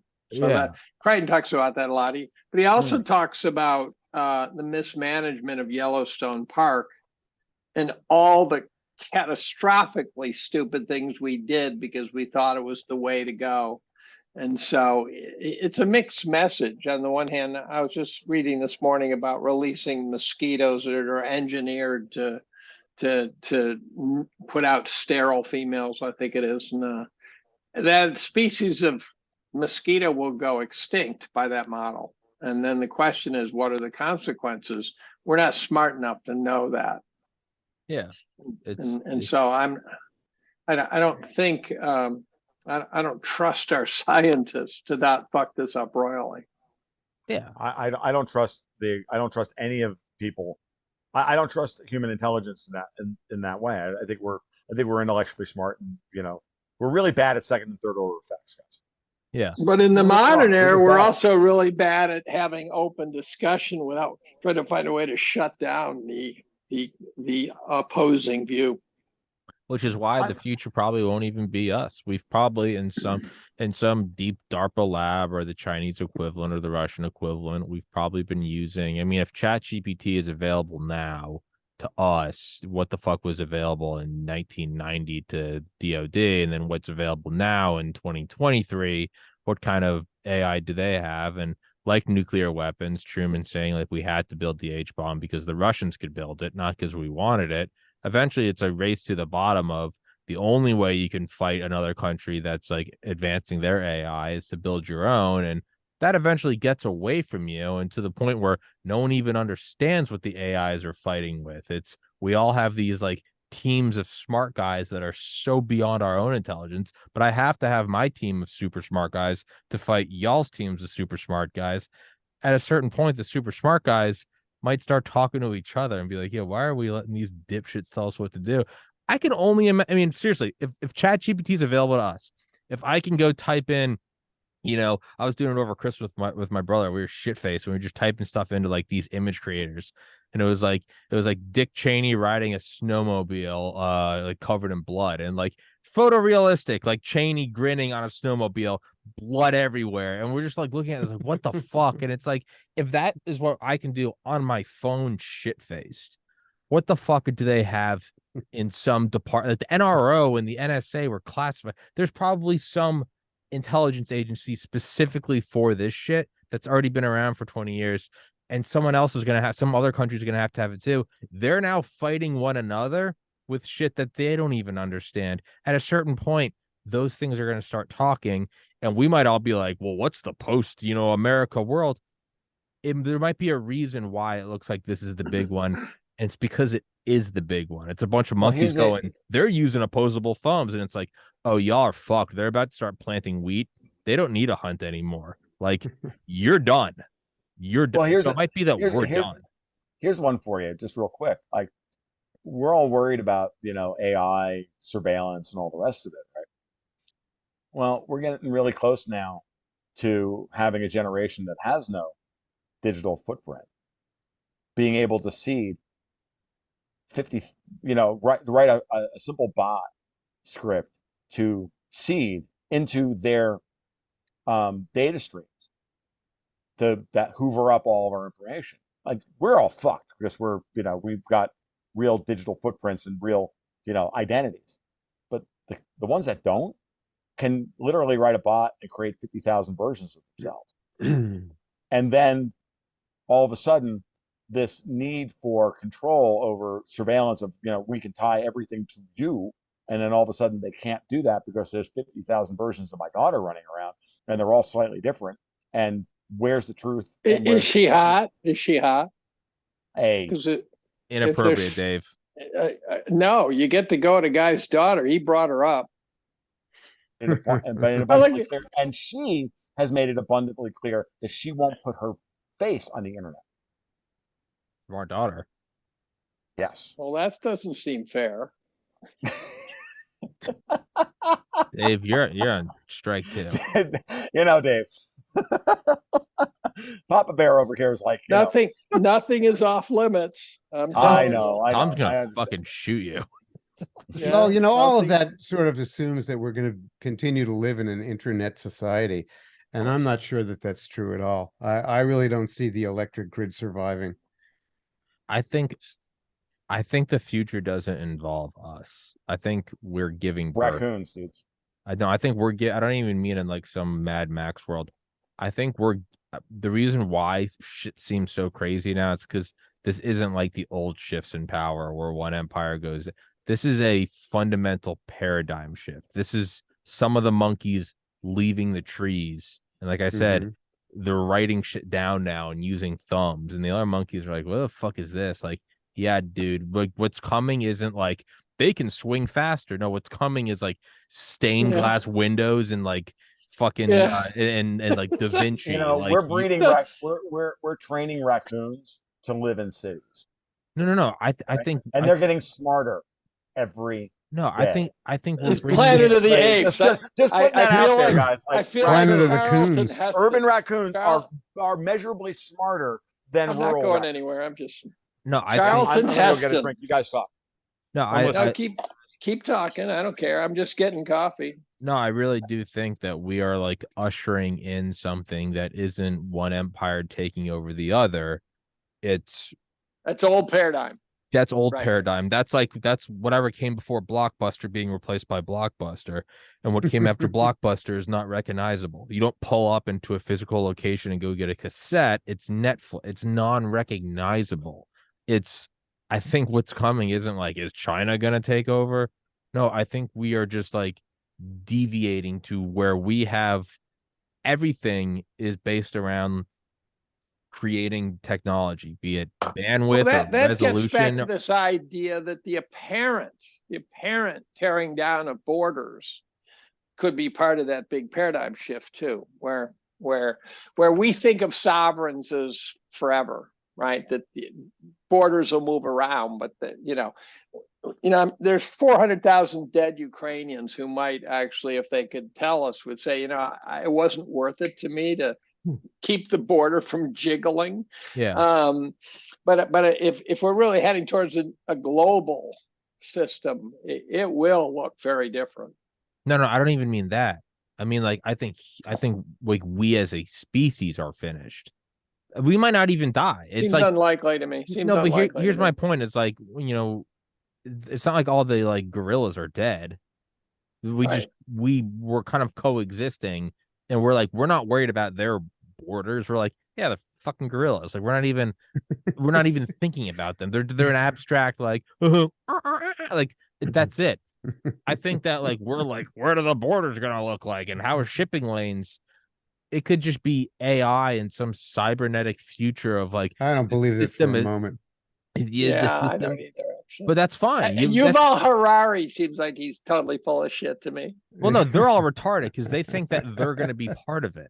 They're the idiots. I think that's true. I think these guys, these elites, they're the elites Sonder who say Commando. that we are the elites. I'm going, yeah, you're about to become dog food. No, they're the Sonder Commando. The Sonder Commando were Jews in the concentration camps who would go in and remove the golden teeth from the dead bodies and shovel them and put the bodies into the crematoria. They'd get a little more food, but eventually you'd kill all of them because they know what's going on now, and then you bring in new Sonder Commando. But it was momentarily better in a shit situation. I can either be gassed today, or I can get like a little more food and a blanket and work with the Nazis. And I'm sure some of them thought the Nazis were going to accept them and give them a cool leather uniform. But no, you're not. I think that's what the elites are. They're doing the bidding of whatever cyber fucking Satan, to quote Leo Zagami, we're creating. I think the elites are like, yeah, you get like a G6 and get to go to Epstein's Island for a bit, but like you're done. And so like we're gonna bicker and do our little Mad Max shit, but like I think we're approaching this event horizon of its physics itself, like the spaghettification, where like, we are going to be pulled apart on an atomic level. Spaghettification. Well, that's what they call it. When, no, that's an actual term. When you're approaching the black hole, is where you start being pulled apart down to the atomic level. It's like we don't even know it's past the threshold. I think that's kind of where we are, is the idea that we're gonna figure it out or harness it. It's like, no, dude, I think we're gonna look back at nation states and competing empires the same way we look back at just different like geologic eras. Like, which multicellular organism rules the world now? Like, what are you fucking talking about? I think you're too many years out for me, maybe. You might be right, but I think you're talking, you know, that song in the year 25, whatever. You know, I think you're out to 95. Maybe, but nonetheless, it will be here. Right. It will get here. I'm, you know, look, yes, maybe, I don't know. What I know is that these are solvable problems. I do not believe. Hey, I got him. This is evidence to my point. Tom's been talking too much. They're icing him. Right. Well, I can't hang out any longer. I got some obligations. But it always looks terrible at the moment when everything is really terrible. And we can't see those solutions. I think that there are solutions out there way outside the box to fix these problems, fix some of these things, but we have to go through and be brought to the event horizon and then look at it and go, you know what? Yeah, no, we're not doing that. And I think that's the anxiety, going back to the beginning of this conversation, that we identified and various people have identified, which is why people love it when we come together and do this stuff, right? Because that's who we are, right? We're the ones, we're some of the ones making these conversations. There's a meme out there in social media. I think it's pretty fresh, but I just heard of it recently, at least, where they ask guys how often you think of the Roman Empire. And apparently the chicks of the world are just staggered by this meme, where they'll hear that guys think about the Roman Empire, 5 times a week. And the chick's going, what? And so they'll ask their husband, how many times do you think of the Roman Empire? And the guy will say, I don't know, 3, 5, 7, I don't know. And they're going, what? Why are you always thinking about the Roman Empire? And the answer is because we think about that shit. I don't think the women do. And I think the problem we're facing is that we know enough history to know when empires are faltering. Too many patterns. Yeah. Yeah, like, there's and looking around. it doesn't work well. No. Right? The transition, like climate change transitions, it's not whether it's hot or cold, it's when it's transitioning that you get humped because the change is what's killing you. Yeah. That's when empires go to hell, is when it's the temperature's either going up or down. You're at the top of the South Tower 5 minutes after the North Tower collapsed, and you're like, is this one? How strong is this one? They're like, I think we're fine. It's like, no, we're identical to that building. We're literally identical. Like, now you're a conspiracy theorist. You're like, I don't know, man. That one just went down. So to both Jim's point and Tommy's point about their worry about the future, I'm going to interject with you guys do realize that, we could have a Carrington event anytime now, and the whole grid collapses or this, that, or anything else. So that's to Tommy's point, that we could wind up back in, pre-industrial age because the whole thing collapses. I think it's also Jim's point. Oh man, and that was the Jim's point, but it's also the Tommy's point in a sense as well. But that was, if you were thinking in those lines, Jim, that's fine. I was outside of the framework that I was. That's not my only parameter for the failure of the grid. That's only one little part of it, really. Right. I also believe that these people are trying to push us towards electric vehicles and all the rest of it. Like, the average age of an electrical line worker in the United States is over the age of 50. Wow. Over the age of what? The average electrical line worker. The guys who fix the lines after the hurricane, like here in Florida. Yeah. These guys are over 50 years old. Oh, that's a problem. They're not being replaced. You know who was most ready, by the way, for the COVID lockdown? It was the Y2K team. Yep. Because we had, so to me, Y2K represented a knowable risk with seriously problematic potential consequences. Mm-hmm. And so I've had people say, well, I didn't take that seriously at all. And I go, well, I think you made a fundamental mistake. How you respond to the risk and the probability is a separate question. But so those of us who took it very seriously and said, okay, I don't know the probability, but I can picture ugly. As soon as the lockdown showed up, I was in that store buying food and groceries real fucking fast because I'd already done the intellectual gymnastics of supply chain breakage. Right. And so the preppers came out of the woodwork when the lockdown started looking probable. They really scrambled. And so I had refilled my stash before the store started emptying in earnest. And you can't mitigate against long-term supply chain disruptions is the problem. No, you cannot. You can if you want to go totally like Chris Martinson, for example, in his farm and his chickens and all these things. But I'm too old for that shit. And so I tell people, I said, look, it'd be really stupid if we had a disruption that lasted 2 months and you didn't survive it. That's just that's stupidity. Or it means you lived in an apartment in New York City. But if you live in Ithaca and you have a house and shit, you should have enough shit that if you say if just everything shuts down for 2 months, I'll be okay. That ignores the fact that you'll have neighbors beating down your door saying, feed me.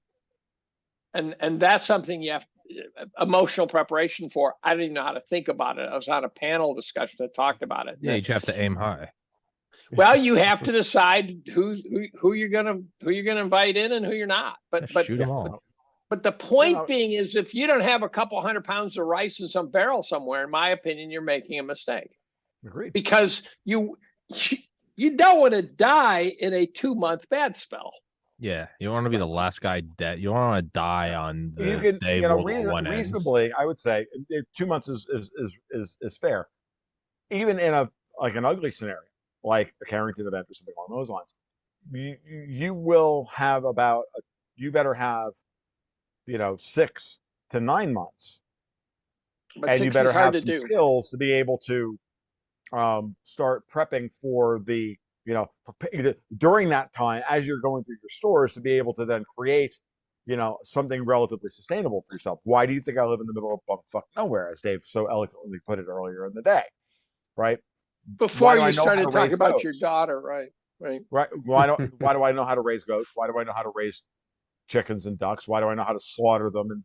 And why do I know, and all the rest of it? Because you're These a are skills. satanic pedophile. That's That's my that's my understanding. thoughts. I know I like Well, that. again, That's my clearly I'm just LARPing. Yep. Jim. That's You right. can You and bounce. Jim's like, Marina. gotta go. James, you're You allowed and to. Jim, you're Marina. allowed to leave. You don't need permission. Okay. So You have. I'll miss so you, if but you you're have to allowed go, to. Jim, why don't Bye, you give us? everybody. It's been a pleasure.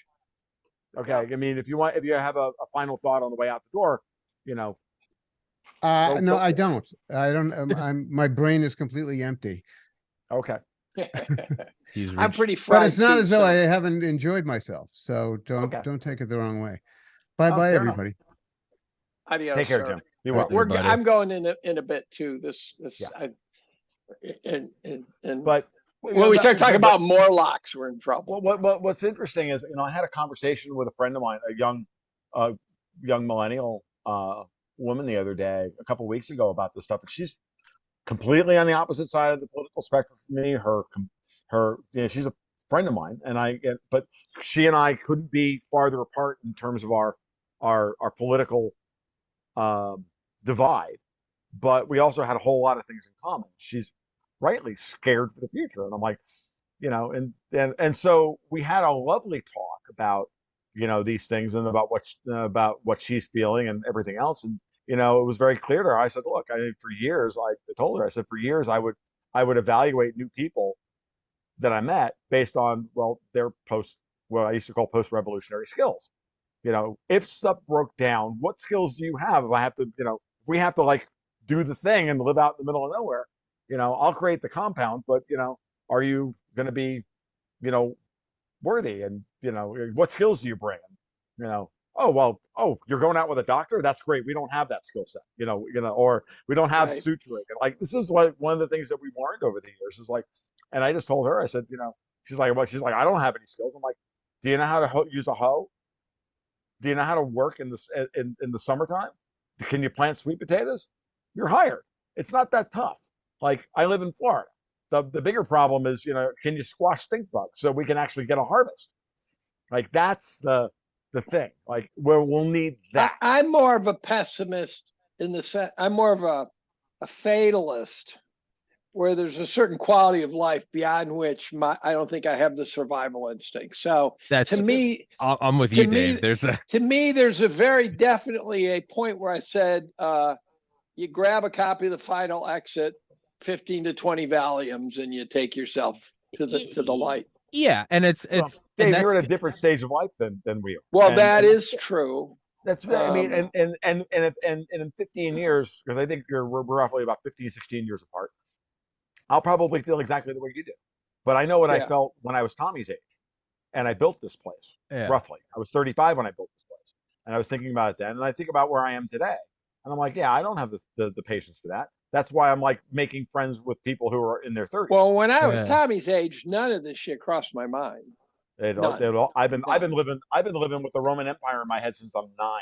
Well, I'm 33, so, and sadly, I'm with Dave in that. It's also, I don't have kids. I don't have a wife. I can selfishly do this. It'd be You a gotta lot get different. laid. You gotta get laid. I mean, you're really kind of missing out here. No, Jim's coming over. Why do you think he left? He's putting the wig on. He's coming over. He knows what I like. But like, yeah, Tommy gets pegged. Come on, dude. But yeah, come on now. We know. Come on. I'm a progressive guy. But this is like what's You're also the bitch or the butch, Tommy? What? Are you the bitch or the butch? I'm both. We switched turns. Me and Jim 69. Yeah, we talk about peak. Oh God, I just had a terrible flash on that one. Yeah. Well, you're welcome. But I have like a unique position in that. I mean, I've interviewed Delta Force, the hardest motherfuckers alive. By the way, inside joke. Bottoms up, gentlemen. Inside joke. What? Oh yeah, God damn it, Dave. Fucking drinking his piss. But I'm jaded in that thank you for bringing that one back. I've got to interview. I have, as of this morning officially, I've been told I have a bladder infection. I knew it. I told the guy, and he didn't believe me.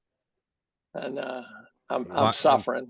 My point is that I'm so sorry, man. That's got to be awful. Well, point it's is, fixable though. That's the good news about one of those. Dave, shut the Well- fuck up. When Tom was my age, No one has ever said that to me before. This is totally new to me. This is when Tom was my age. He started building his. If I had the money, I probably would start building like a compound or something. And then as you get older, how far can I go? Can I do 2 months, 6 months, a year? But I've interviewed and kind of become friends with like special forces guys, and then like above that, I mean, like, Delta Force, CIA ground branch, like the hardest motherfuckers alive, and like they're talking about like what they're doing, like to a T. They've all left like any urban areas. They're out in the middle of nowhere. They've like scoped their land. They have ammo, like food, water. They all know how to like kill fucking like. And they're not even like, I know how to hunt, but I also know how to ambush the idiots who think they're preppers. Like I can just go take all their. And I'm looking at like these guys, like guys who served 20 years in fucking Delta Force, and like they're like I'm feeling pretty confident about this, that, and I'm like, they're not entirely sure they're gonna make it, and like slippers, air conditioner, like, and I'm just like, there's a certain point where it's like I'm humble enough to know what I don't know, and I'm like, I've had 33 great fucking years. I think I've made the world a little bit better. And I'm with Dave, and I'm like, the threshold of like the 20 Valium is like, if the AC cuts out in July for more than a week, it's like, dude, I've had, life's not worth living. I have a good, and like, I had an AC fire. So this Tommy, summer. you and my daughter would get along really well. By the way, that's my point. I've been trying to make the whole podcast, for the record. So okay. No, I'm not setting her up with Tommy. Why? You don't fucking think 17? That's why. Oh, Jesus Christ! Don't fuck sweep right. No. 33. I can't do that. But like, I know like what maybe I was put here to do these interviews, and they're out in the ether, and it's like, I'm an enzyme. I facilitated a reaction in the cell that is global humanity, and at a certain point, I'm like, I don't know if they're out fighting for food. I'm like, I think I'm on the 5th floor. I think if I hang out head first and then just let go, it'll just shatter my spinal column. What city do you live in again? What city? Portland, where do you live? In Maine. Portland.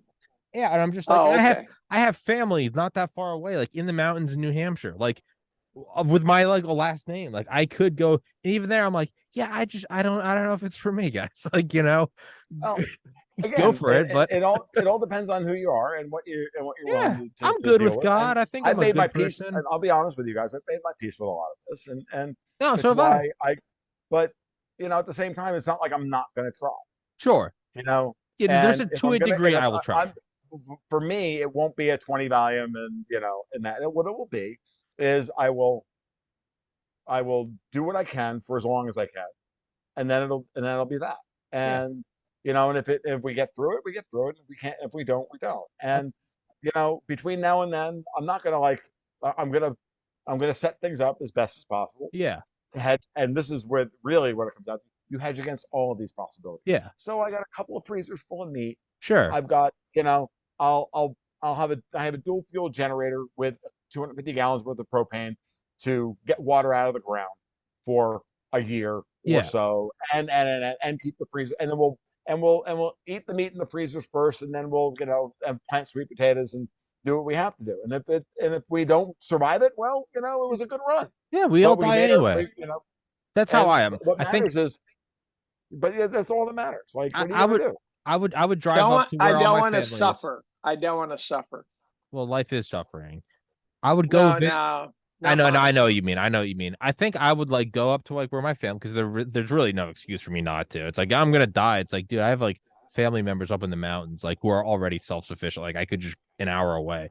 I would go do that. But as things became more and more dire, I think as long as I could just make it better for someone else, we'd see like, I don't know, a convoy of other preppers, and I'd be like, I'll go out into the street with my pants off and start jerking it and screaming. They're going to run over me, but it's just enough time for you guys to shoot out their tires. I'll make that sacrifice, and I'll be like, I don't want to be here. Y'all need that convoy to stop. Everybody's going to have a role to play in this. The thing we should do is just, it's like everything else. It's not a matter of, it could be a lot worse than we're expecting, and it could also wind up being a whole lot better It as might be well. nothing. Like, that's It kind of the might funny part. this might be as bad as it gets. That would be kind of fucking hilarious if in like 50 it would years be, they're like, wouldn't it? these Right? It's like fucking all we do is faggots we thought sit the there in world was. angst That's about my this main shit for a case, long though. That time. is my main case. My main case is that Yeah, that absolutely. that our worst case scenario is the world just gets more liberal or something. You know, I the problem is let's say we're in a fourth turning, which seems like a good guess. I think many of us have this image that we get to watch the fourth turning from up in the out of the splash zone. Yeah, I saw your tweet about that. Like, we just get to watch the world. It's like, I don't think that's what fourth turnings do. I think they make you live it. I think they make you go through it. And so you're a rich guy on the Titanic being like, wow, I can't believe this ship's going down. Those poor people. It's like, bro, you got to put your life jacket on. Dude, I know. You know, the band stopped playing finally. Yeah. FYI. You're holding on to the railing. You're like, these people are fucked. Like, right. Yeah, no, I think. I mean, that's the way you should look at it. And I just hope that, you know, when the good news is that, you know, if the event that's going to take out the grid is coming, that I'm smart enough to realize that I keep a good solid stock of cigars. I've got plenty of whiskey because I, for the most part, stopped drinking because I'm waiting. That's my stash for the apocalypse. Where at that point, it won't matter whether I destroy my liver or not. No. I've got 6 or 7 bottles of whiskey. I've got 100 cigars. I'm good to go. Yeah. That sounds like a good weekend for you, though, is the problem. Yeah. Not that much whiskey, Dave, will take me a year to go through. Yeah. Like, it's the cigars on the other end, it depends on the cigars. So I'll just get slow burners like the first one I smoked earlier. This one, this is a 15. It looks big, but it's so light. I have to outlive my wife. I can't leave her behind to fend for herself. That's my again. I can't. I got no one. So like that's kind of how I look at it. Is like I also always kind of remind myself like there is a shared interest of all of us in that like no one wants there to be no food, water, and power. Right. As much as we all hate each other, there is a certain amount of like, I don't want Mad Max. The problem is if you look at history, this thing we call Mad Max is played out so many times. Yeah. Right. It's not some Hollywood abstract script. like. You can see pictures of the famous Russian famines and the Chinese famines and the famines in Ethiopia and the kids sitting there starving to death with a vulture sitting next to them, and this is played out all the way through human history. And the one thing that the United States has not experienced is one of those. Yeah, and really. and it's like I kind of hope to not capture that personal life experience. I'm kind of hoping to get by that one. Yep. I've recently I've come to know my this is how, to be honest with you, recently come to know my neighbor because she's interested in we're in negotiations of whether she's going to buy some. I'm going to sell some property to her because she needs some more room. She's younger. She's in her 30s, like Tony, and I'm looking at them going, yeah, I don't have any problem selling you some property because you're going to do with that property that when I'm not doing anything with it, and now you're a better resource for me. Yeah. And then I have a neighbor who's going to build a barn and a thing and all this other stuff, and they know how to hunt, they know how to do all the things, and we have complementary skills. And you're like, oh, look, all of a sudden we have a community that we didn't have 6 months ago. Yeah. Like, cool. And I'm 55, and I'm like, yeah, I don't need to do this all by myself anymore. If you're going to getting through this on your own is going to looks insurmountable because it is. So at the end of the day, what we should be thinking of is, again, how do we preserve what little we can? One of the things, I'll give you an example. I was chatting with, I said this to Camille the other day, or to my wife the other day, and I said it to Dexter as well. I said, as we go, interest rates are now reasonable. We can get positive rates of return. Like, I have a choice between getting 5.5% on short-term money from the Treasury. I can go open a Treasury direct account and get 5.5% on 3-month money. Or I could go to my local credit union and I can get 4.9% on 7-month money. Right? I know my bank, which just, like I said, just sent me a note saying they're changing the terms of my HELOC to say we reserve the right to cancel this at any time and change the terms of your agreement at any time.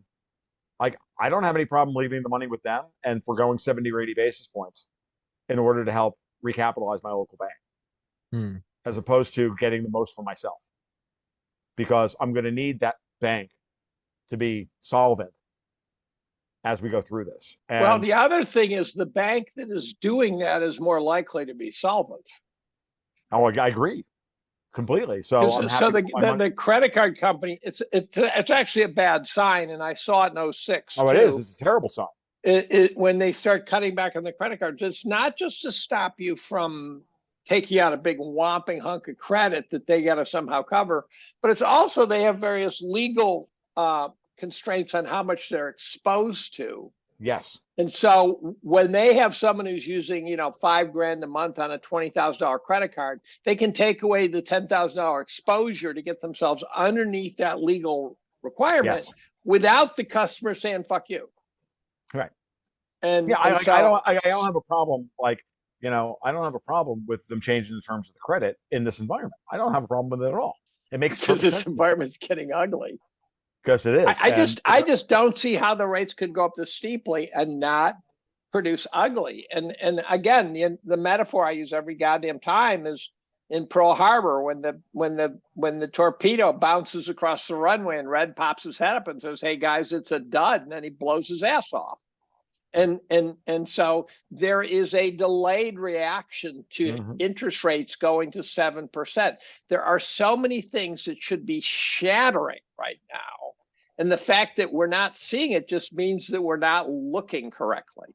Or it means that it's hived off in places that are actually collapsing, but we can't see. Because that's my point. It's happening because it's happening in areas that are not core to the economy. They're happening in places and corners of the economy, or what we thought were corners of the economy that were important, that were only important because we were at the zero bound for so long.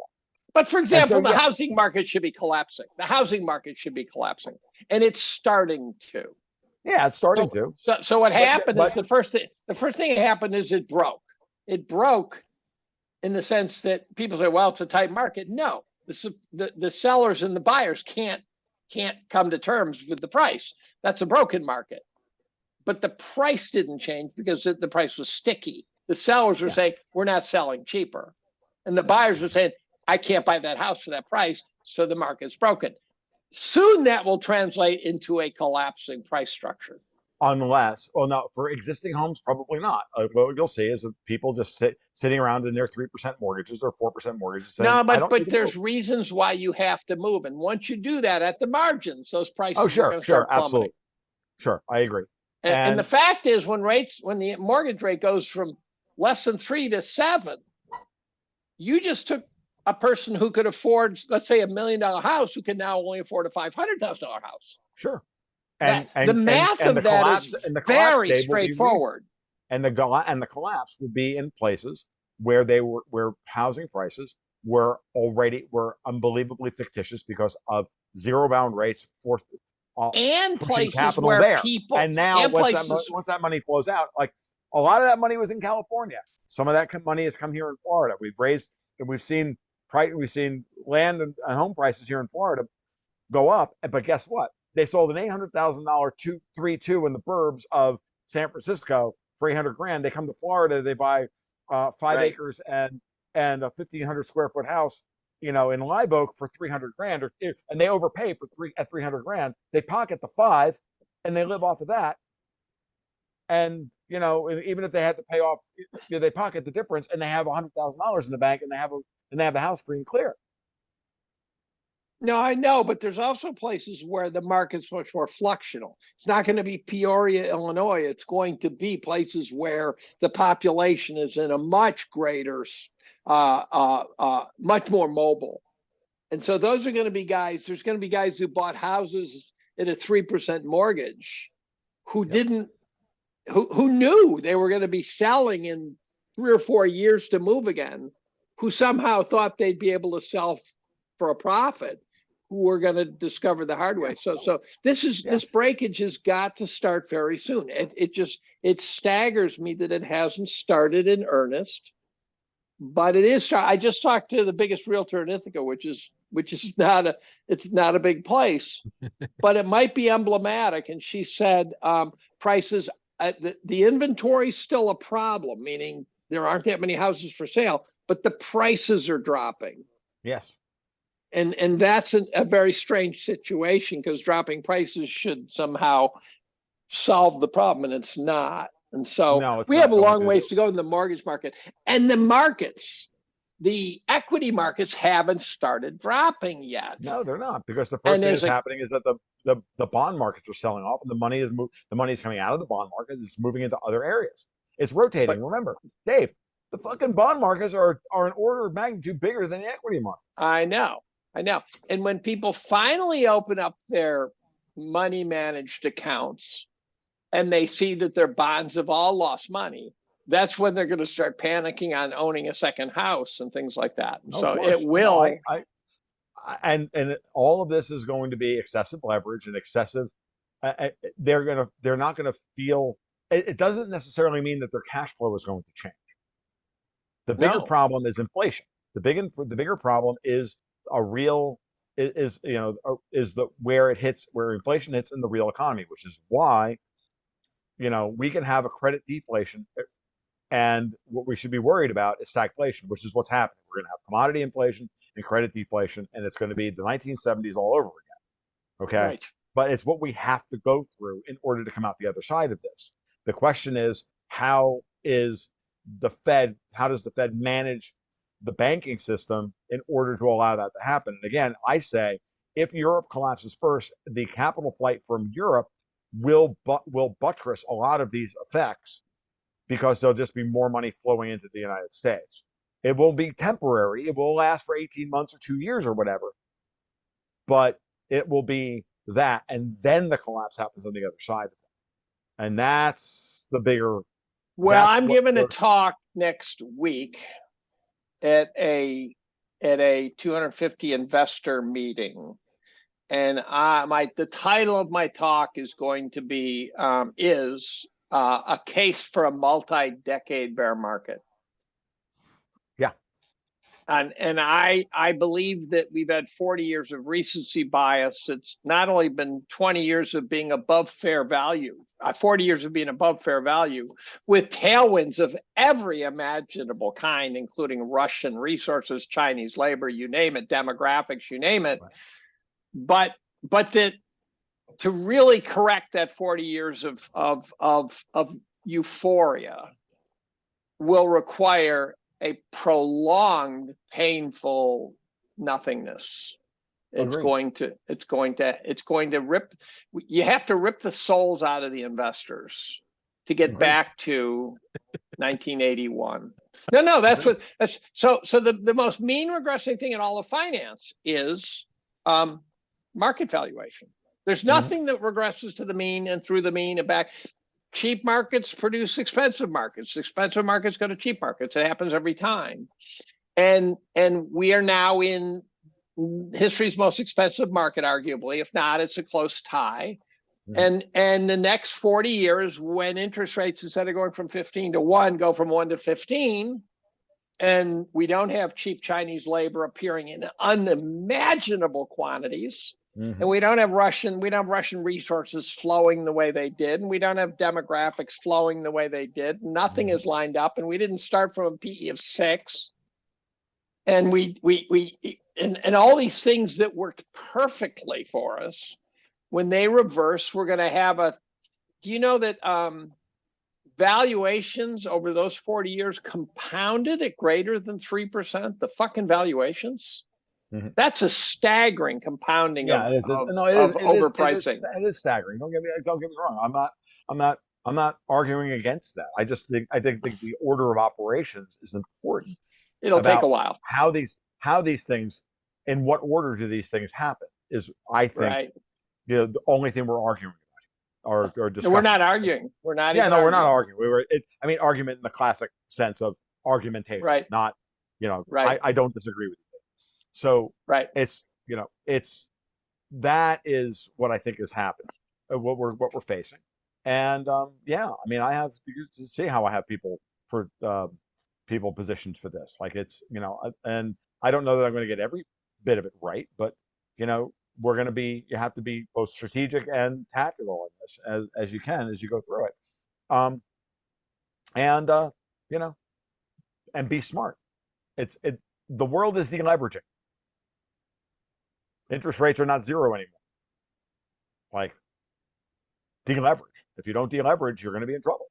It's not Right. that, it's really, it sounds simple because it's harder than it is, but it is that simple. So now how you do that and in what order you do that is going to be the interesting part. So we'll see what happens. I mean, I just think this is going to be a bond bear market before it becomes an equity bear market.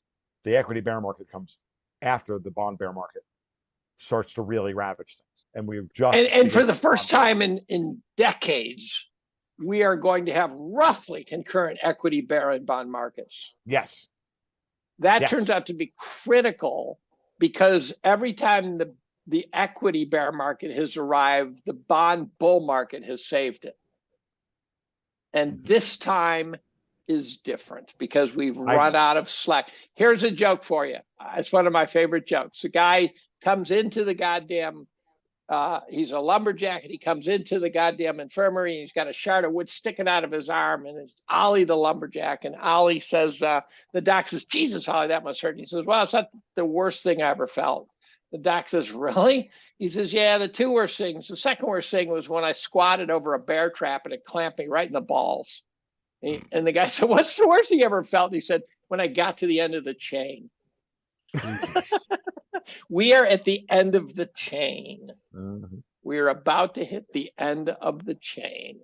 I think and maybe on like a meta theme, we can wrap it up with this is sure.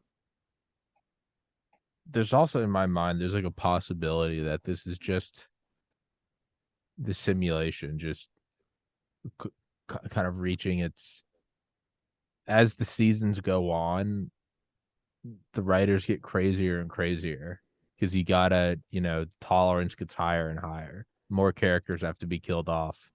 As far as like simulation theory goes, it can't slow down.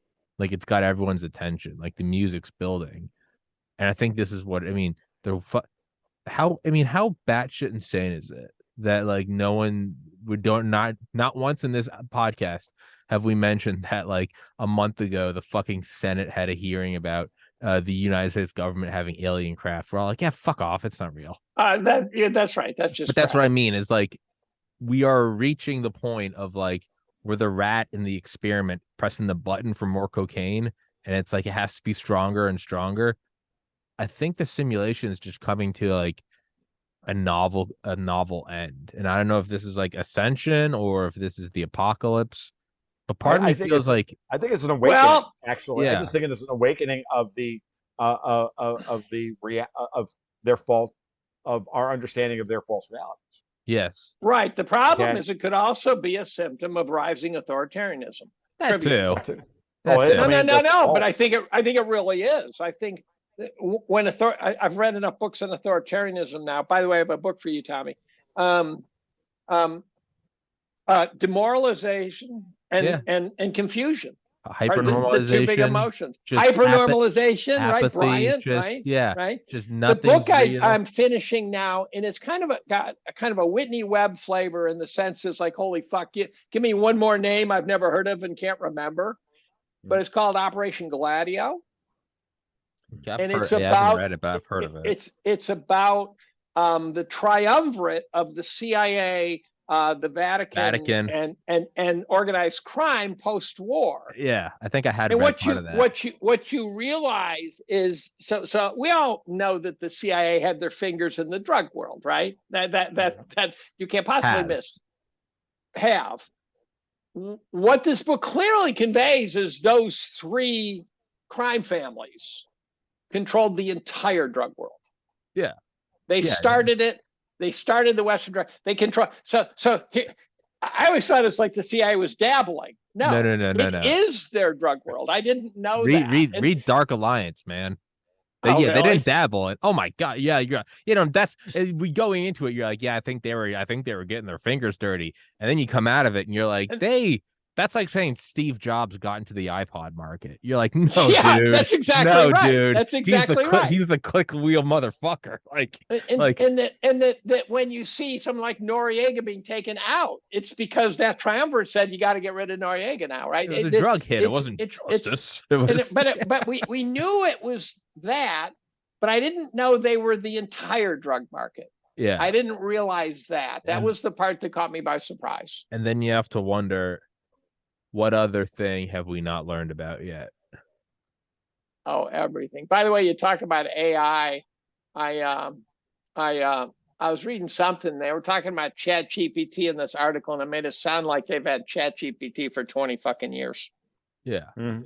Yeah. And that I then, after Lahaina had dug into directed energy weapons a lot. Dude, holy fuck, is that a scary story? Dude, go fucking read it. Go just type in a YouTube, SDI Lieutenant General James Abramson. Just type in Abramson. Dude, I was 80s. So deep. I was reading Rand reports and shit from the 80s. Dude, you go into the 80s. God. You go into the 80s, and they're talking about, and it's like a public interview. He's on C-SPAN, and he's talking about like what he can share with you, and he's talking about particle beams and directed energy from. And he says, look, it's unclassified material, but I can kind of convey what's out there, and the shit they're talking about 40 fucking years ago, you're going, holy shit, these guys have fucking beams of shit that can destroy things. You go, it's 40 years later, there's classified material. Holy shit. Dude, you need to check out the subreddit Special Access Program. It's the highest level of secrecy, and it's above TSSCI. I think the Manhattan Project was the first SAP. No, they're talking about stuff, and it's like they're now finding like files and shit about how like Star Wars SDI, it more than likely started under Eisenhower. Really? So Reagan's Star Wars, he got accused of it being science fiction. I'm going, but it was old hat. He was walking it out. This shit already worked. That's exactly right. He was telling us what they already knew how to do. Reagan was telling us old shit, and we're like, that's too futuristic. And it's like, so this is 1984, and they're talking about how like to send a laser through the atmosphere is a challenge. And so what they do is they have a double laser pulse. The first laser goes through and fries a fucking hole right through the atmosphere. The second laser comes right through that hole and zaps the target. I'm going, in 84. Yeah, and that's what they can tell you. In 84. And that's what they can tell you. So it's 2 layers. So what can they not tell you in 2023? So then, you know where the best information on DEWs is this year? It wasn't Lahaina, in my opinion, and it wasn't the California fires. It was the Quebec fires. Oh yeah, where they all start at the same time. And so I took that satellite view of them all starting at the same time. And it's clear they all started at the same time. Yeah. The plumes all start up and say, well, those are embers. No, because that would be a serial lighting. These all start at the same time. And I grabbed, and at first it didn't have a lot of meaning to me. I go, okay, there's a bunch of arsons. I grabbed a map of Quebec and I put it side by side, and I finally figured out where that was. And the roughly circular region control with about maybe 25 fires starting simultaneously was a diameter of 350 fucking miles. It was a huge area. Oh, so it wasn't even like a field. It wasn't like 25 fires starting within 10 miles of each other. Or maybe it hit a flashpoint. 350 mile crude radius. And I'm going, and you say, okay, some guy could set it up where, with cell phones or something. I go, they don't get service up in Quebec. I can barely get service out of my living room. Right. Yeah. And they're not going to spread 25 environmental activists over 350, radius circular where there's no fucking roads. I mean, they zapped that mother. Dude, they had something in the 80s called the Shiva Star by the DOE. and it's this fucking capacitor bank. It's like the size of a school gymnasium. And I think you can still find it on Wikipedia. And people always thought it got scrapped, but the reality is no, it went classified. They took it back to classified in 91. It's called the Shiva Star, and it could shoot these plasma balls. And I think at first you think it's a typo, but it's not. It was in the 80s, dude. Plasma balls. But no. That's not the typo. It's that they could shoot them at 10,000 kilometers a second. That's about 1/10 the speed of light. Yeah.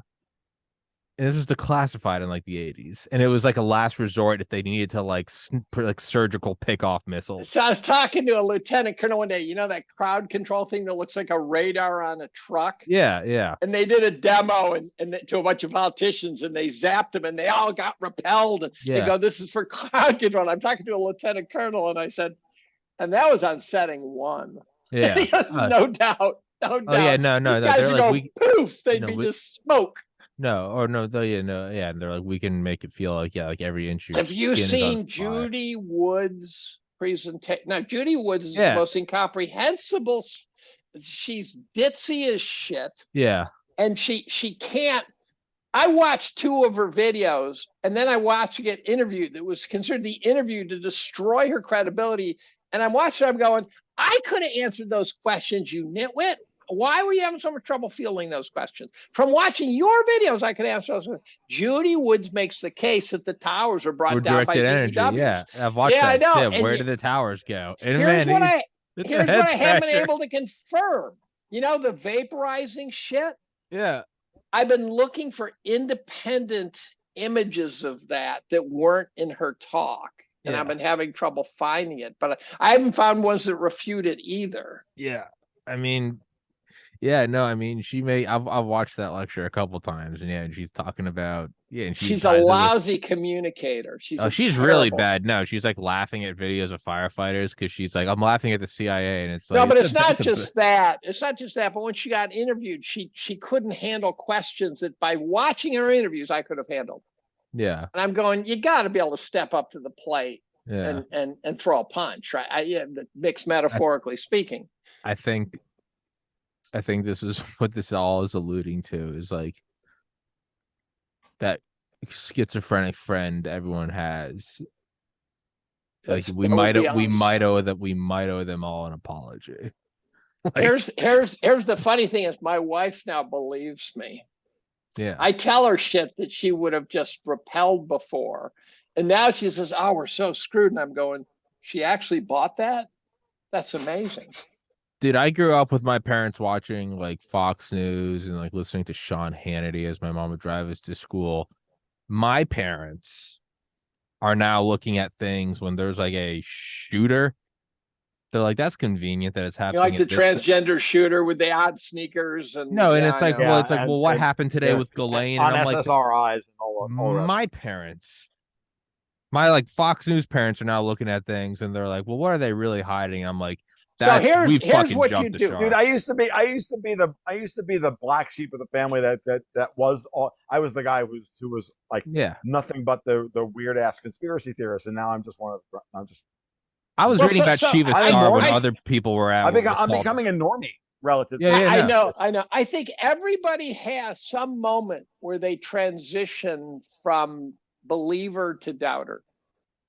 And a lot of people turns out to be Building 7. A lot of people Building 7 did it. Well, I by the way find Building 7 not the most compelling. I find the Pentagon more compelling. I find the complete absence of footage. The Pentagon is the Shanksville hole in the ground. The Shanksville hole in the ground. There's no plane. Yeah. I go, where's the fucking plane? Right. Yeah. That stage was clearly dressed. Yeah. And then COVID did it again. If you missed him on 9/11, you caught him on COVID because there's an awful lot of people. So there's a guy named Aaron Cariotti, who's a doctor who was in charge of UC Irvine's medical COVID program. And he was dead center of how to handle this pandemic. And all of a sudden his eyes started opening and he ended up getting fired. and he wrote a book about it. And I reached out to him and I said, Aaron, were you always because he went down every rabbit hole in his book. He went down the darkest of rabbit holes. All the COVID guys are New World Order guys now. They're all Oh, I know. dark. It's fucking hilarious. And he said, I knew there were problems in the world, but this hit me like a truck. What's funny, guys, for me is that I've been down the rabbit holes. I've gone all the way there and I've come back again. And now I'm like, yeah, most of this is just, so much of this is now gaslighting. Yeah. And so much of this is now, so much is so now give me an example of something that you think is like so much like 9/11. I mean, so much is, I just think that like these things like the Kennedy assassination, 9/11, the moon landing, all this stuff. When I think of these things at this point, I think they want us to talk about these things and go back to the past in order to keep our eyes off the future. There's no question that's happening. Yeah. They're happy to have us talking about Hunter Biden. For me, Hunter Biden, Dave, I find all of this stuff interesting, and I'm happy to have a conversation about it every once in a while. But for the most part, I have very little patience for it anymore, because I know that when they're doing shit like this, it's because they want us to take our eye off the ball, what they're going to do next. Mm-hmm. That's the magician. I like to live in the future. Yeah, because that's what I have to do. That's my job. Yeah, and I've come all the way around the horn to go, look, I don't believe a fucking thing you people say. I knew in March of 2020 that COVID was an operation. The minute the word ivermectin became, or the minute the word hydroxychloroquine became a 4-letter word, I'm like, this is an operation. Mm-hmm. You can not. I don't need to know a fucking thing else about this thing. I check my emails. I have emails in January saying there's something wrong with this virus, this pandemic story, to a biochemistry friend where I said the fatalities aren't making sense. Yeah, I think January. I was willing to give them the benefit of the doubt until hydroxychloroquine. And that was 6 weeks. And that was 6 weeks. But I'll be honest with you, in December, January, my community was smaller then than it is now, clearly, but they were raising red flags. Then we were talking about it, and I was like, I'm going to let them hang themselves before I. Well, you also there are moments, and I did that on COVID purpose in order to be able to, when they finally did out themselves, I could say with conviction. But my spidey sense was tingling the entire time. There were moments in the COVID story that represents sort of step function. Mm-hmm. And the one that was sort of the final moment for me, not that I hadn't been building a case against the narrative, but when 5 days after the vaccine was released, they were pushing on pregnant women, I said, okay, that's it. That's it. Game over. And from that moment on, I knew that the whole thing was just a big fucking lie. I think mine was when I started to get strikes on YouTube for interviewing doctors, and I was like, "This is." But you could make the argument on that these guys absolutely sincerely believed that they had to get everyone vaccinated, and therefore they really had to control the narrative. Yeah. Yes. But when you tell pregnant women to get vaccinated, you're no longer just controlling the narrative. Yeah. You are defying all the most fundamental principles of medicine. And that's the thing. Agreed. I was having on a pathologist who I've had on a million times, Dr. Hodkinson, and he was talking about this, and he was saying, he was like, you should be free to go do whatever you want. You want to go get the vaccine, but he's like, there are dangers to it, and people should be aware that, maybe, and he's like, maybe Tommy, like you're at the time this was 2020, so I was 30. He was, or 29. And he was like, you might not need it. And I was like, yeah, I was like, but even I was saying, I was like, but who knows? Maybe my parents need it. But I was like, but right now they're pushing it on 6-month-olds. How? Well, when that was getting me suspension. That's why. Yeah. And this is the thing that scares me, because it's clear that they are trying to engineer a population collapse and to engineer a complex system breakdown that they cannot control. And this is, again, goes back to Jim's points about where we're headed. And I'm sorry, I just don't think it's a Coen Brothers movie. I would like to believe it's a Coen Brothers movie. That would give me, give me some comfort. I don't It's think it's actually incompetence. worse that it's not. That they're Yeah. just fucking Bond Incompetence villains. is too easy. Yeah. I've attempted to teach myself to not draw a conclusion that allows me to stop thinking. Yes. And it's Mhm. easy to do. So you look at Biden, you go, he's demented, he's an old crazy, dumb man. he's an old dumb fuck, he's not in charge, he's got none of his capacity, and therefore dismiss what he's saying. And you go, that's the mistake you just made. Yes. Yeah. Was You have to- dismissing. You have To to still listen to it. to call some statement by an authority stupid, to call Kamala Harris stupid, which I do believe is true. Yeah. Right. But there is a reason why someone stupid is standing in front of the camera. Well, and that's what I would But always say to moreover, people about just because Trump. she's stupid, even then, how about this about Kamala Harris? Just because she's stupid doesn't mean she's not shrewd. That's right. Yeah. That's right. Well, No, it's that's, also now here's the That doesn't question: mean Do you she think? can't play this Do game. you? Let me ask you sort of a binary question: Sure. Is Trump really the sort of shock to the system they didn't see coming, or is he part of the plot? I'm 50-50 on that, because I mean, Alex Jones, I know he's verboten, but he brought up a point. He brought this up in like 2018 when Trump was still in office.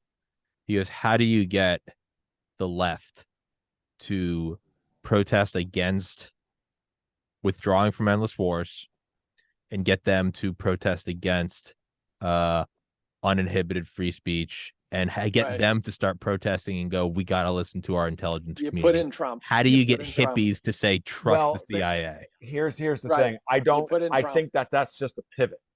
Like It might be. They lost, and then they just looked at how can we make lemonade. How can we out of these and that could be it too. So that model And is that therefore is- and you're that is- saying that's that the thing, is he that it's was not the always shock a to the direct- system that they're now recovering from. but they profited Right. from it. That is the frame that's usually more accurate than anything else, which is that they lost.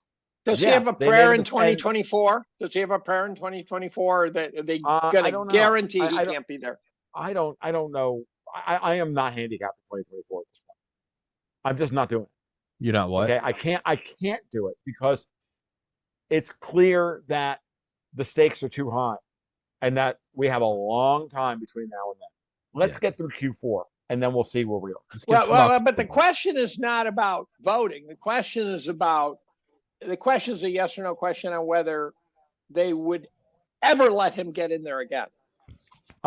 No, because this time he knows what he's He knows where got the to do. spoons are. He knows He where the knows- spoons are. What's weird though now is like now the question is he there? I mean, look, when Hillary comes out and says Russia is going to do it again, it's in many ways already an admission that they can't win.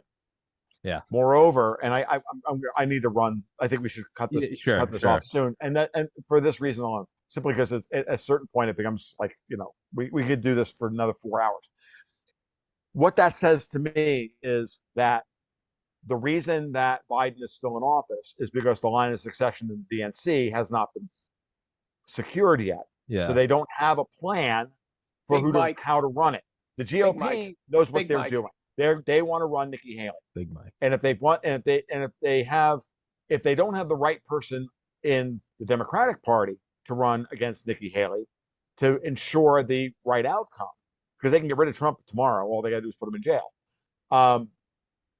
Then they may have to deal with Trump winning the GOP election, primary, win the nomination, steal it from them, or do their hanky-panky and their shenanigans, but that won't play because they will then lose the U.S. population.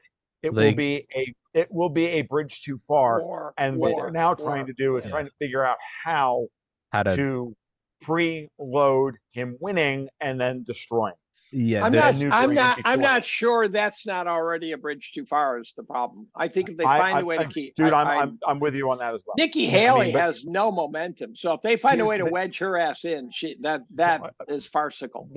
The problem is, and this is one of the other things that Dexter and I talked about this very subject about a week ago, and we said, guys, they may not be all that smart, and this made more be evidence that their echo chamber, that the walls of their echo chamber are so thick that no bad information actually gets through to them to the point where they still think they can run the same operation that they ran That in might be true, 2020 yeah. and 2022. And we are actually better at handicapping what's going on than They're they are. believing their bullshit. Right. They're, as my dad used let to me say about present professional sports guys, they believe their own headlines. Don't read your where press they're release. now no longer Yeah, effective. don't read your own press release. Let me present a couple of tickets. I think Big Mike is going to be the nominee. Big Mike. And if Big Mike gets the nominee, it would be great if they put in something like Newsom, because then it could be Big Mike and the Dick. Gavin Newsom versus Big Mike. I will be honest with you. I don't agree. I think that Big Mike. I would rather have Big Mike. But I'd rather I will Big say Mike this than as well. Gavin. I don't think Big Mike wants the job. I heard from a very, very prominent Wall Street hedge fund manager that she does, but she doesn't want the campaign, which could be the big stall. Ooh. They need Big Mike to come in such that she doesn't have to kiss any babies. She's just the savior coming in on a white stallion. Okay. That gets her off of that. Our base case in Big Mike shows up late. Guns land has been that she doesn't want the job, but I will take that information and run with it and then I've been looking for Trump's running mates, and I've got some names. Okay. I've got Douglas McGregor. Yep. Michael Flynn. Mm-hmm. And Tucker Carlson. Yep. Yeah. I think McGregor is the guy. I think that's exactly. I would love McGregor. I think that's what Flynn is arguing. Flynn is angling for it too. Yeah, he is. I think. But I don't truck in the same circles that Flynn hangs out in. So I think McGregor's phenomenal. I'm not as hip to that. So I watch McGregor enough to know that he's definitely angling for it. I think I would love McGregor. The bridge too far thing. 2024 is going to be wild because everyone's watching for 2020. Like, we're all playing this game in musical chairs, and it's like we're walking in to like the bank, and like the bank robbers are showing up, and we know they're the robbers, and they know we're watching them, and we know they have glass, and we're just all staring at each other. Is weaponizing the DOJ a bluff, or do they really think they can get that guy in prison? Or is it a desperation move? I think it's a bluff. Go ahead. Okay, my biggest problem is I take Martin Armstrong on this one very seriously, and he says that, the 2024 election is going to be not just a shit show, that it's going to be purposefully laid out in such a way that neither side will accept the outcome. That is what they're angling for. I think because the goal is civil war. Okay, because who wins in a U.S. civil war? Power. The very people that I've been telling you are trying to run the clock out on the Fed. Okay, it's Europe wins in a U.S. civil war. Look, dude, I didn't even get into my fucking Churchill rant that I think we're being led down the same fucking path into World War III that Churchill ran us into in World Wars I and II. Again, another cast. We got to do this another day, and I'm happy to do another one in a month or so. Sure. But I have gotten to the point where I firmly believe that what's left of the vestiges of the British Empire are setting the stage with casting Putin as Hitler, refusing to end the war in Ukraine, and then getting us into that moment where we again fulfill Churchill's promise that Americans are great people and they will eventually do the right thing after exhausting every other opportunity first, or every other possibility first. That's what they're setting up. That fucker got us into 2 world wars on behalf of the fucking Brits, and I do not think that is off the table for this one. If you look at the way this is playing out, it is playing out almost exactly the way they fucking played Hitler from 36 to 39 until he was forced to do the things he did. Yeah. Have you seen the quotes? This is why the Biden administration sent fucking long-range missiles with cluster bombs to the Ukrainians. Yeah. And if they use those not on Crimea, which is a legitimate military target, they use them on Rostov-on-Don, Putin will have to respond by nuking Kiev.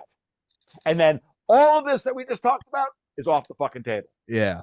Yeah, no, it's and I'm dead serious, guys. No, I'm with you. I'm with you, Tom. That is the fucking that's on the fucking top of the whiteboard at GCHQ. No, you can see it. You can see it coming from a mile away. It's gonna Yes, be you can. It's gonna be. But I don't Putin- think he it's has gonna- to nuke Kiev. He can No, just bomb okay, the okay, fuck no, out but of okay, it. just get put a bombed the pin, fuck out put a of pin it. in that now. I'm just talking about 2024. It's going to be Russia. It's going to be a cyber attack. They're already putting the feelers out there. We're at war with Russia now. 2016, It was like, oh, no one believes the Russia thing. Now it's like, well, Putin has every reason to. The brave people of Ukraine are fight. That's where all it's bullshit. we all see the trains going at each God, other. is that bullshit?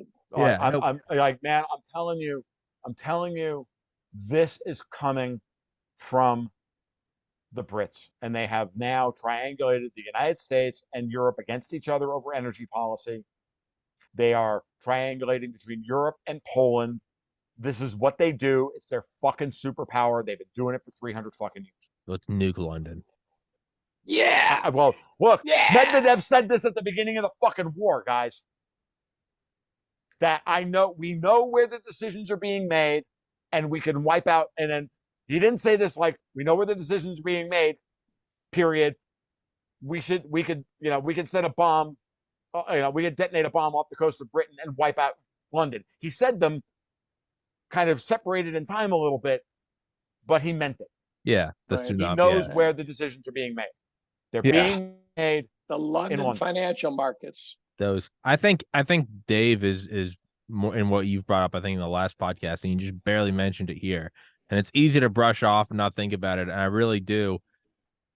It all is being shrouded around. There is a keystone Jenga piece that they're all defending. And I know that a lot of people are just gonna roll their eyes now. I think I genuinely mean this. I think it comes back to like satanic pedophilia. I think I'm not as in terms of a power. I can't argue with you, Tommy. In terms of I in terms of a I don't control know that system. I can agree with you, but I can't. No, in terms of a control system. Yes. I think That's what I'm writing about. They're all in that spot where they're like, there is no spin they can put on that. There's no like, well, here's why it's a good thing. The nuclear war has to happen before anything related to Epstein or Pizzagate or spirit cooking. You gotta remove the world. Homo sapiens need to leave. But the thing is that just another one of those, hey, let's be distracted by all this while we do the thing we really want. Very, very well. And again, it comes down to the Brits have had a hard-on to destroy the Russian Empire for 300 years, and they nearly succeeded with the fall of the Soviet Union years worth of Yeltsin. They almost succeeded. It was a 300-year plan, and they threw us at them twice in the 20th century. We'll see. Okay? I mean, so but I definitely have to run. Okay. Where's your blue cup, Dave? That's why I got to run. All right. No, but I was gonna say in terms wait, last quote in terms of what it's saying about stupid people and everything. I will leave on a Tim Dillon quote. A students do not run the world. C students who are willing to kill someone do. Absolutely. The sick fucks. Send us a link. Send us a link. It's the same link I sent. It's the same link I sent y'all yesterday. It's the one you tweeted. Yeah, it's the same one. Yeah. All right, guys. Okay. Thank you so much, everybody watching. Thank you so much. Till next time.